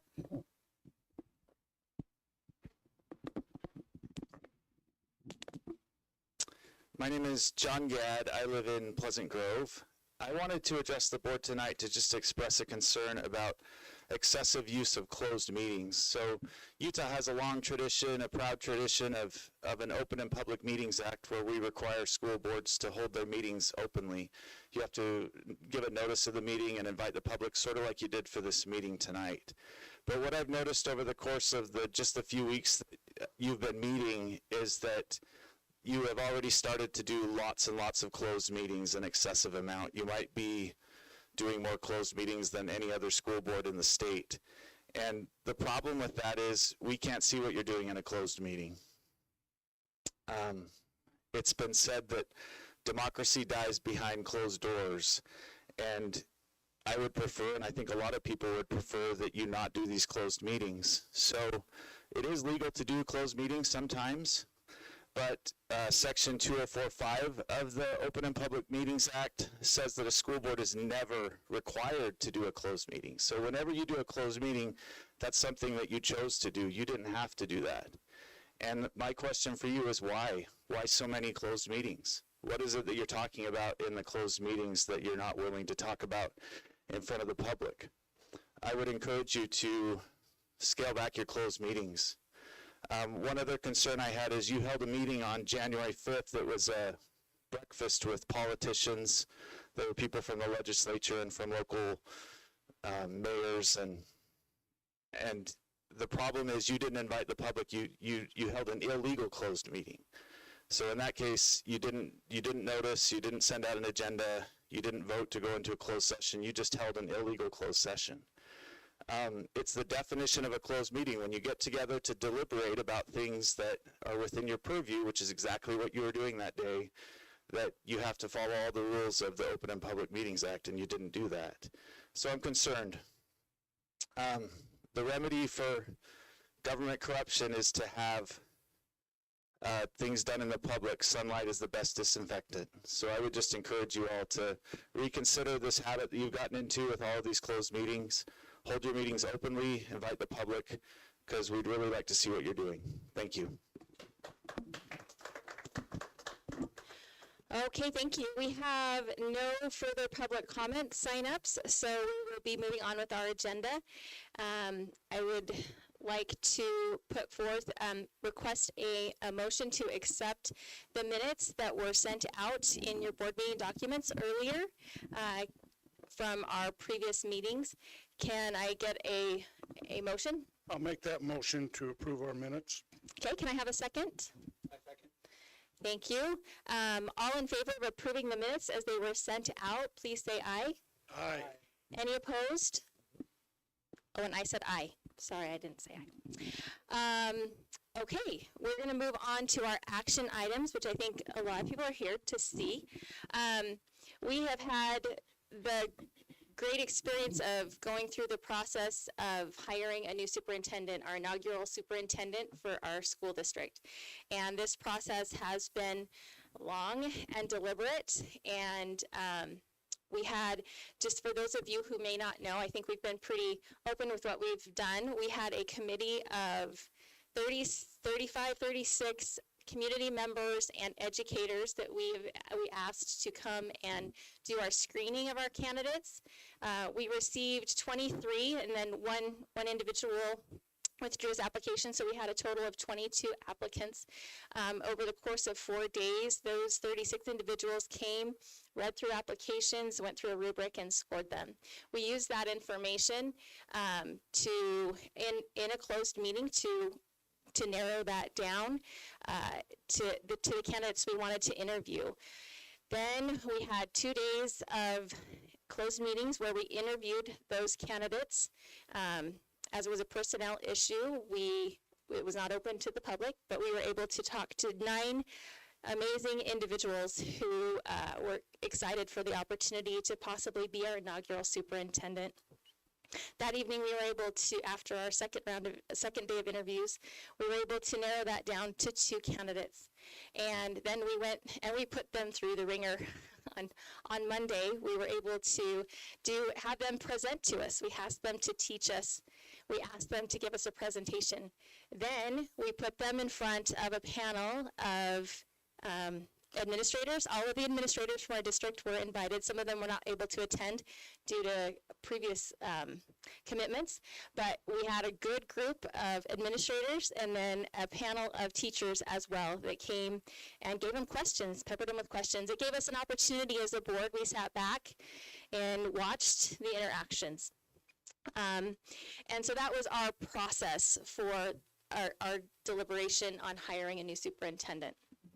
As the hiring committee with Sterling, Guy, and myself, I think this is what I'm supposed to do.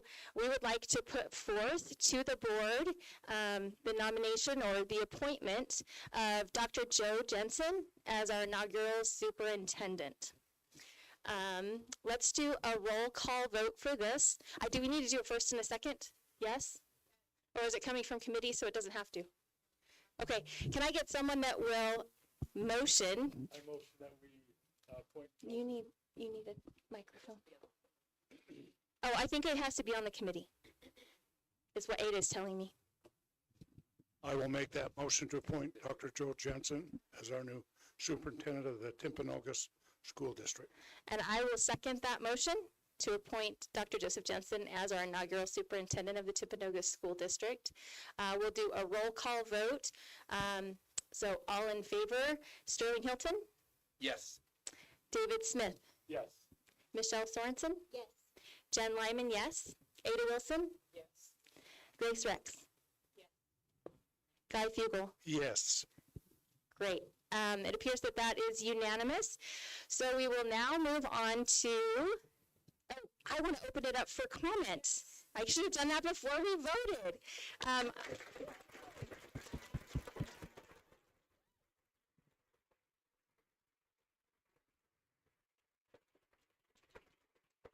We'll do the fun part next with the oath of office, but I want to give our board any time that they would like to take to make comments on their experience through the process and anything else they'd like to share. I'll go first. I would like to express my wholehearted confidence in Dr. Jensen as our inaugural superintendent for the Timpanogos School District. I had the privilege of serving as his PTSA president, okay, at Timpanogos High. And it was wonderful to work with him. He welcomed the PTSA, he welcomes families, he welcomes engagement. And he built upon the culture that we had at that school and brought in PLCs. And year after year that he was there, teachers just became more engaged and loved working with Dr. Jensen. It was the place to be if you were a teacher, and then that just works its way to the students and the families. And so I wholeheartedly recommend Dr. Jensen as our superintendent.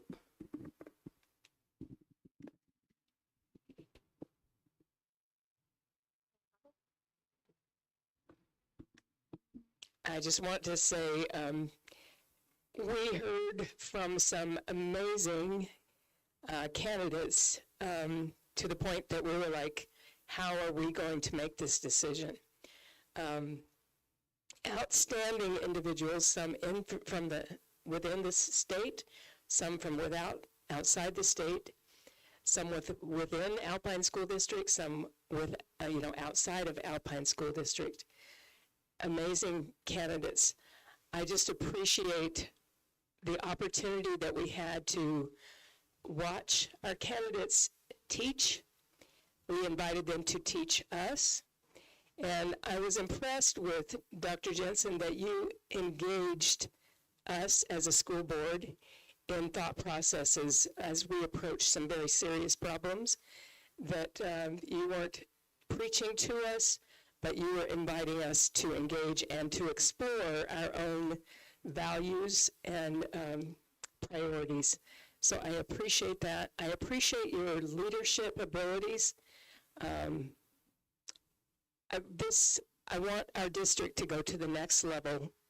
Alpine School District has been a fine district in so many ways, and we are ready to take it to the next level. Thank you. I've known Joe for a long time, Dr. Jensen, excuse me. And I'm just excited, the vision that he's had, that he and I have talked about for years and years and years in different settings, and as I've seen him in different roles, the vision that we've talked about, I'm just so anxious to see that move forward and become real in the lives of our students, because oftentimes it's real in the lives of the administrators at schools and at district offices, and it never goes anywhere else.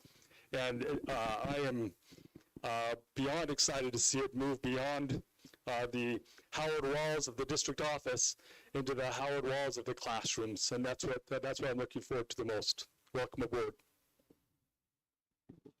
I would simply echo David's enthusiasm. I am excited for the opportunity to work with Dr. Jensen and to move this district to what it can be, and we're going to do it. Thanks. You know, I wish you could have all kind of been present at when Dr. Jensen addressed or fielded questions from our administrators, our teachers, and you know, when he comes into a room, he lights the room up. And I was just watching the expression of the people that are going to follow, or they're going to be his boss. But anyway, Joe, you've got the ability to gather people and move forward, and for some reason they like you. So, and that's a good place to start, and we've got a lot of work for you to do. And so we're in for a great ride. I think he means that you need to eat your vitamins because there's a lot of decisions to be made. This has been a fascinating experience for me, lots of fun. I want to thank Jen Lyman for all the time she has put into our board. She's amazing. And I'd also like to thank all of our screeners. We had all these screeners came in with just a couple days notice to screen all of our applicants, and they were all really good applicants.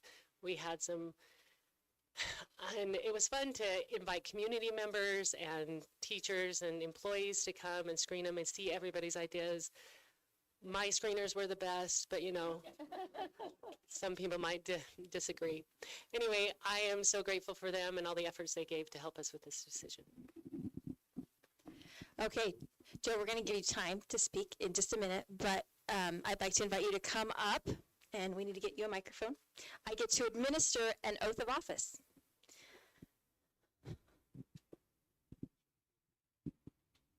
Okay. You just have to talk loud. And Karen's going to take her. Okay. Ready for this? Okay. You got to raise your right hand.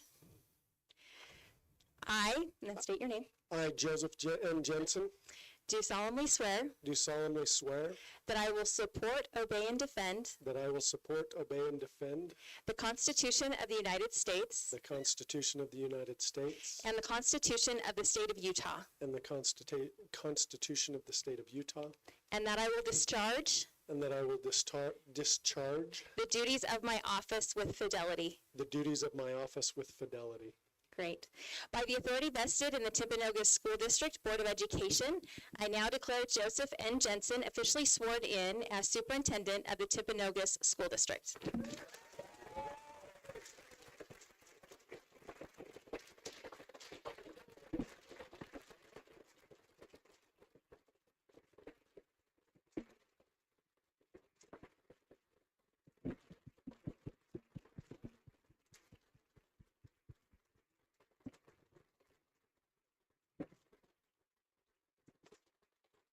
Okay, and Dr. Jensen, you can either stand there and do your comments, or if you do have a space now to come and sit.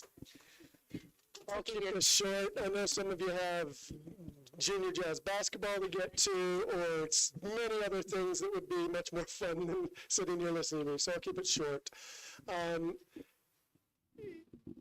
It's hard to not get emotional seeing this and seeing this. I don't know if you guys realize just how much work this group has done in a very short time. They've been on a sprint. This week, all by itself, is a significant sprint. And they are committed, and I am committed to work with them and get to exactly what David said, to where we're going to make this district phenomenal. I've got my first grandchild right here, and she lives in Linden, right? So she will be in kindergarten in 5 years. She's just 3 months old. And I want for every child, each child in this district, what I want for her. I'd also want to thank my family. I've got 2 rows of family now. We're expanding. But thank you for that. I see so many faces. Leadership is not a solo act. Leadership requires that so many people are involved and engaged in doing what we need done in this district. And so I look forward.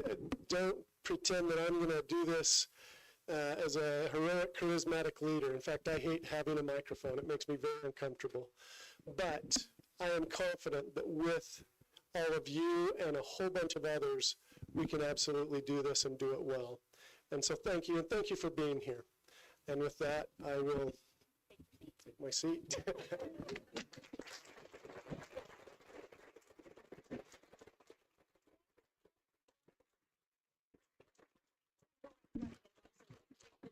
Sorry, bear with us as we take some photo opportunities really quick, and then we'll continue on. But the meeting's not much longer, so.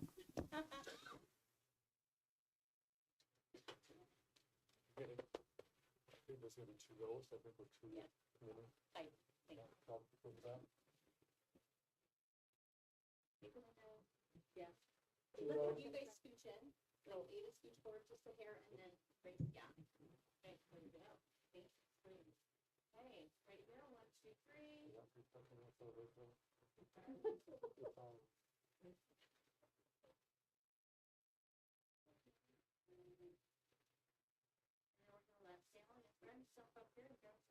Oh, that means we stay, guys. You get to stay. Family, friends, jump up and down. Picture the bus. Friends is the whole room. Get a photo.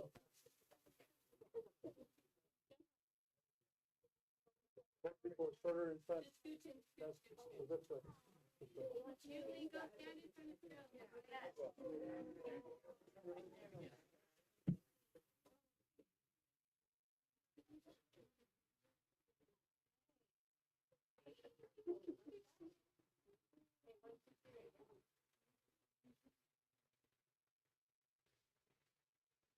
Perfect, thank you.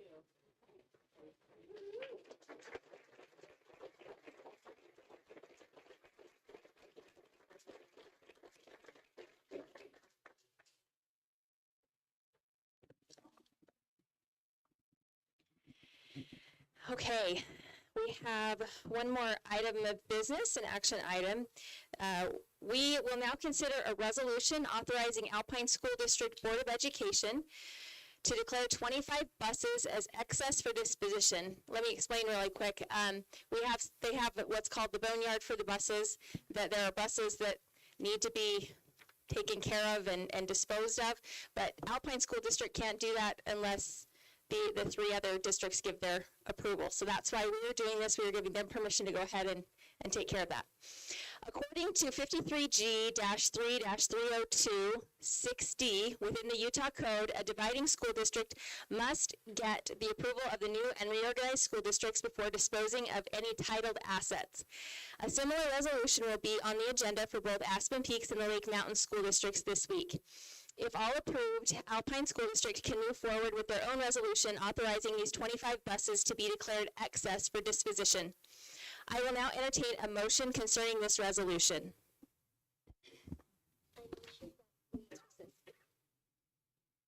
I move that we approve Resolution 2026-001, authorizing Alpine School District Board of Education to declare 25 buses as excess for disposition. Can I get a second on that? I second it. Second from Dave Smith.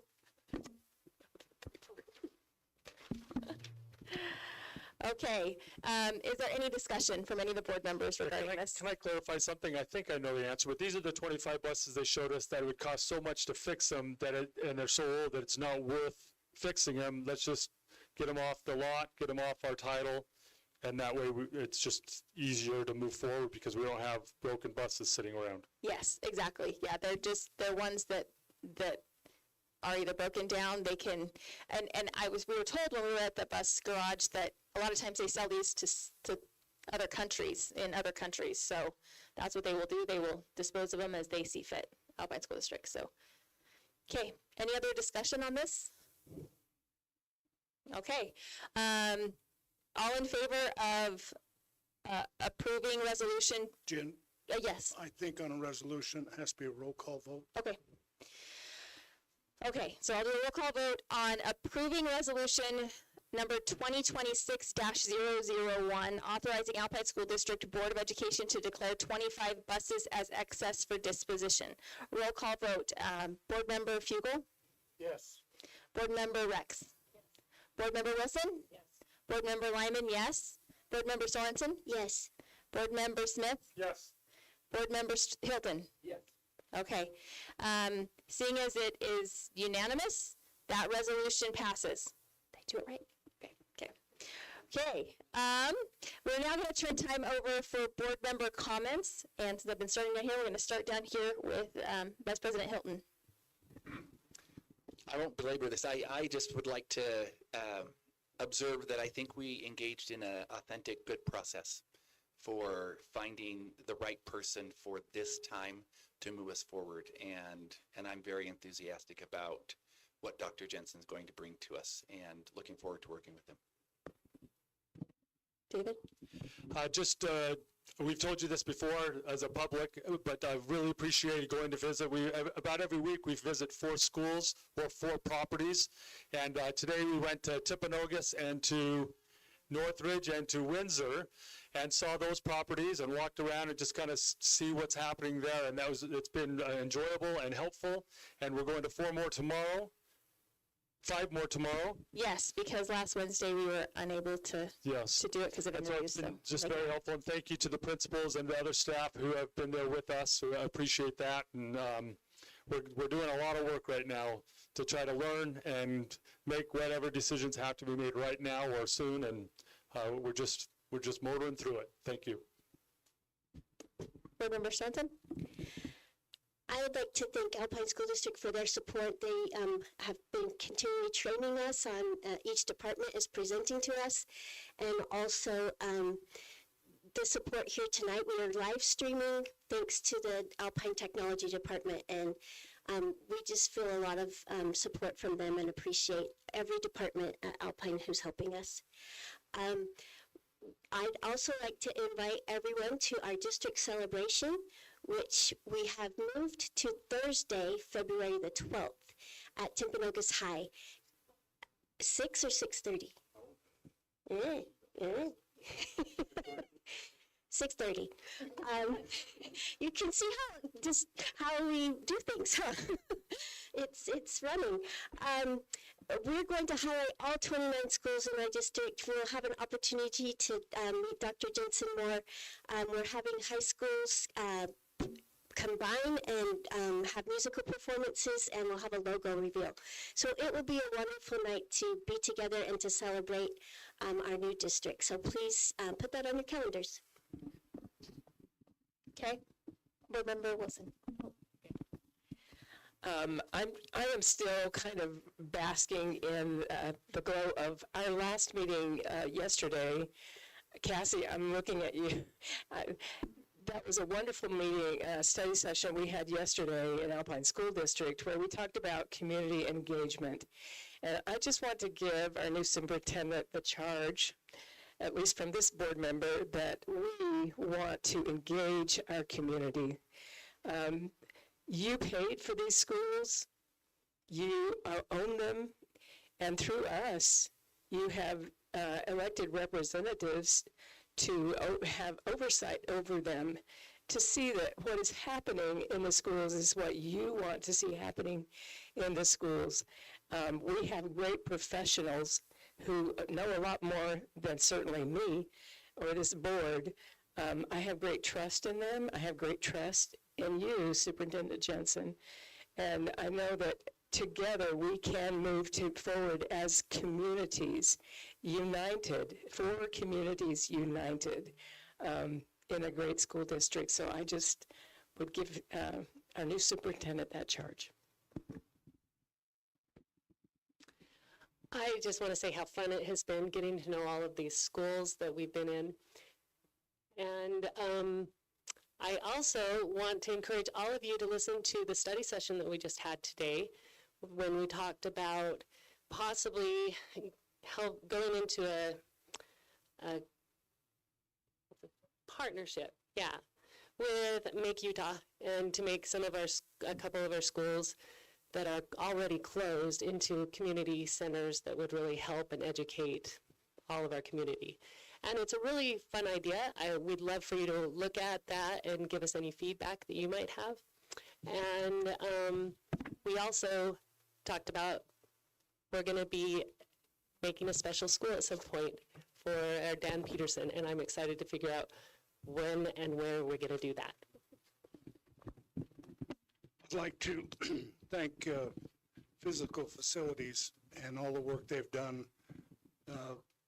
basically for the last month and a half, getting us information, and that we'll be doing more with them, and especially Frank Pauly for so educating us and getting us up to speed on our schools. And so we look forward to continuing to work with him as we see what we have to do with our facilities. And for Superintendent Jensen, you're my third superintendent. And Superintendent Baugh and Superintendent Henshaw, we still go to breakfast from time to time. So next time we go, we're going to invite you. And If he has time, he's going to be really busy. And I think they'll get you straightened out. Okay, so anyway, but you got big shoes to fill. So anyway, but it's. Okay, I'm going to give time to the superintendent, then I'll finish up the meeting. I just wanted to say one thing. I've been to board meetings over the years, and these folks, you look at them up here, and it seems like everything's just good and normal with them. But I want to let you know that these folks have the same human experiences that sometimes are very difficult, and they're dealing with those even this week.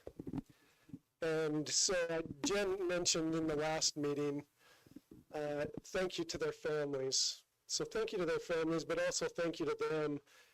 They're on this sprint in the midst of some difficult things, so.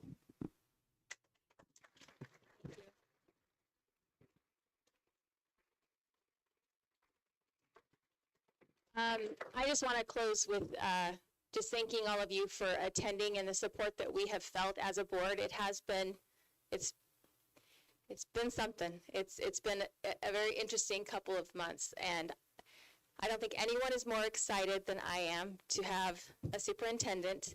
I've already shared multiple documents with him, and I'm excited to share so many more as we are going to partner together. That's what this is going to be. Our board and our superintendent and our business administrator, when they're hired, and our district staff, we're going to model for our schools how a PLC should work, and that's going to be a lot of collaboration. We're going to work together. I said, I think at our first board meeting, that the synergy that exists on this board is amazing. And the sum of us is bigger than, or the totality of us is bigger than the sum of our parts. And it's an exciting thing. Because of the nature of talking about personnel, yes, meetings were closed, but I wish you guys could have been there to see the energy that exists among these people, these 7 people, as we were able to engage in powerful dialogue, passionate dialogue as we discussed what we need for our district. But we did it in a respectful and kind way. We were able to listen to one another and say, help me, I'm going to challenge you on that, but help me see where you're coming from.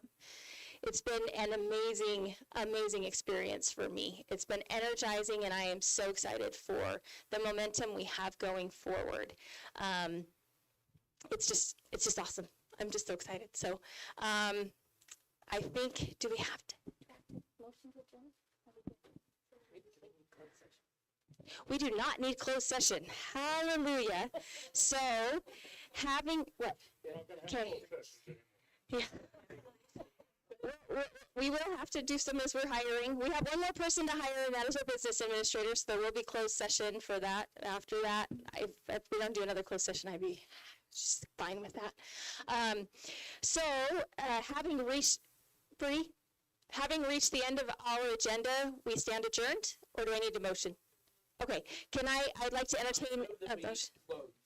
Okay, can I have a motion from Board Member Hilton to adjourn the meeting? Can I get a second? I'll second that. Second from Board Member Fugel. All in favor? Aye. Any opposed? Thank you, everyone.